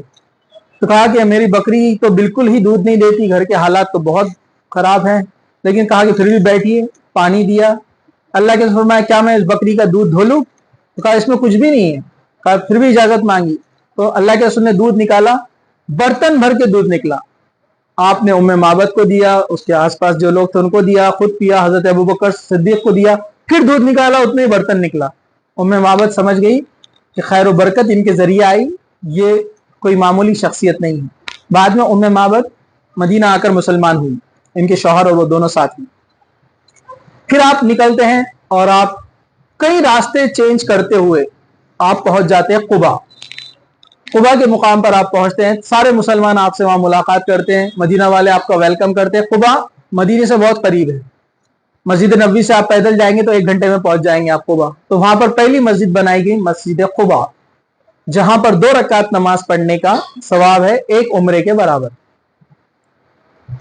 جیسا اللہ کے رسول سے مدینہ والوں نے ایک بار کہا، اللہ کے رسول جو لوگ مکہ میں رہتے ہیں تو وہ اپنے گھر سے نکلتے اور عمرہ کرتے ہیں، ان کے لیے میقات، مکہ والوں کے لیے میقات ان کا گھر ہی ہے، گھر سے احرام باندھ کے نکلتے تاکہ عمرہ وہیں کا وہیں کر لیتے۔ ہمارے لیے کتنی مشکل ہے مدینہ والوں کے لیے، تو اللہ کے رسول نے فرمایا کہ جو مسجد قبا میں 2 رکعت پڑھے گا اس کو 1 عمرے کا ثواب ملے گا۔ تو یہ مسجد قباء اسلام کی پہلی مسجد ہے. پھر وہاں سے آپ مدینہ پہنچتے ہیں اور مسجد نبوی کی تعمیر ہوتی ہے. اس کے بعد مدینہ میں کیا ہوتا ہے، مدنی زندگی انشاءاللہ تعالی آپ کے سامنے اگلے درس میں یعنی اگلے جمعہ کو انشاءاللہ تعالی رکھی جائیں گی. یہ تھا واقعہ آپ کی مکہ کی زندگی جس میں آپ نے تکلیفیں جھیلی، صحابہ نے تکلیفیں جھیلی، اور 10 سال تک پورے تقریباً 13 سال تک، یہ 13 سال جو تکلیف میں آپ نے گزارے، اب اللہ تعالیٰ نے آپ کو ریلیکسیشن یعنی ایک اطمینان اور سکون دیا اور تھوڑا سا ایک سپورٹ دیا کہ مدینہ تیار ہو چکا تھا جو پوری طریقے سے مسلمانوں کی مدد کے لیے تیار ہو چکا تھا. یہ اللہ تعالیٰ کی طرف سے آسانی پیدا ہوئی. اس لیے بولتے ہیں نا ہر مشکل کے ساتھ آسانی ہوتی ہے. تو پہلے اللہ تعالیٰ آزماتا ہے، چیک کرتا ہے، امتحان لیتا ہے، بندہ اس میں مضبوطی سے ثابت قدم ہوتا ہے، پھر اللہ تعالیٰ اس کی غیب سے مدد فرماتا ہے. یہ ہمیں سیکھنے کو ملتا ہے آپ کی مکہ کی زندگی میں. آپ کی قربانیاں اسلام کے لیے، دین کے لیے، مسلمانوں کے لیے، اور ہم تک جو دین پہنچا ہے یہ تمام لوگوں کی قربانیاں ہیں. ایسے ہی آسانی سے دین نہیں آیا. ہر ایک کو چاہیے کہ مکہ کی زندگی ضرور پڑھے تاکہ آپ کو پتہ چلے کہ اسلام کیسے آیا ہے. ریڈی میڈ نہیں ملا ہے. جیسے ہم ماں باپ مسلمان تھے، ہم بھی پیدا ہو گئے مسلمان بن کر، اس لیے ہمیں اس کی اہمیت پتہ نہیں ہے. غیر مسلم جو ایمان لاتے ہیں نا، جو تکلیفیں برداشت کرتے ہیں نا، وہ ریئل اسلام جانتے ہیں. ذاکر نائک کے جو استاد ہے اپنے ڈاکٹر نہیں معاف کیجیے گا، احمد دیدات، یہ انہوں نے اسلام کی کافی تبلیغ کی ساؤتھ افریقہ میں اور پورے دنیا کے اندر. احمد دیدات بولتے ہیں کہ غیر مسلم جو نیو مسلم ہوتے ہیں، نیو مسلم ہم سے زیادہ دین کا کام کرتے ہیں کیونکہ ان کے پاس قدر زیادہ ہے. کتنی مشکل سے ان کو ملا ان کو معلوم ہے. ہم کو پیدائشی ملا تو قدر نہیں ہے. وہ بولتے تھے کہ وہ لوگ اس لیے زیادہ ایک سے ایک، جیسا آپ ایگزامپل لے لیجئے یوسف اسٹیس عیسائی پادری تھے، چرچ کے پیسٹر، اسلام قبول کیا. ان کے کئی ریکارڈز ہیں، ایک ایک اسپیچ میں 80 لوگ اسلام قبول کرتے ہیں. ایسا اتنا جوش اور جذبے سے کام کرتے. تو احمد دیدات کہا کرتے تھے کہ they are Muslim by choice, we are Muslim by chance. ہم بائی چانس مسلمان بن گئے نا، قدر نہیں ہے، وراثت میں ملا نا، ویلیو نہیں ہے. اور وہ بائی چوائس مسلم ہے، وہ کوششوں سے لڑ کے جھگڑ کر اللہ نے ہدایت دیا ان کو، اور وہ لوگوں سے، اپنوں سے، سب سے لڑ جھگڑ کر یہاں آئے. ان کے پاس ویلیو زیادہ ہے، قدر زیادہ ہے ان کے پاس. اور ہم کیا آرام سے سو رہے ہیں، آرام سے آ رہے ہیں، جب دل بولا نمازوں کو، جب دل بولا جاتے ہیں، جب دل بولا نہیں جاتے سو جاتے ہیں. قرآن کبھی پڑھتے ہیں کبھی نہیں پڑھتے ہیں، عمل کبھی کرتے ہیں کبھی نہیں کرتے. بائی چوائس نہیں ہے نا، بائی چانس ہے. اماں ابا مسلمان تھے اس لیے ہم مسلمان ہو گئے. قدر نہیں ہے. تو یاد رکھیے اللہ تعالیٰ نے اپنے دین کے لیے ایسے لوگوں کو چنا جنہوں نے قربانیاں دی. ہم بھی دیں گے، ہم بھی کوششیں کریں گے، اللہ اس کا اجر دے گا. اللہ تعالیٰ سے دعا ہے کہ اللہ سبحانہ و تعالیٰ ہمیں دین کو سمجھنے، پڑھنے، اس پر عمل کرنے اور دوسروں تک پہنچانے کی توفیق عطا فرمائے.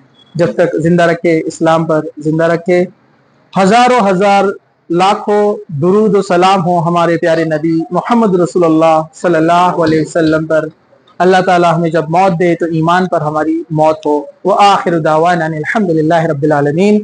سبحان ربک رب العزت عما یصفون وسلام علی المرسلین والحمدللہ رب العالمین.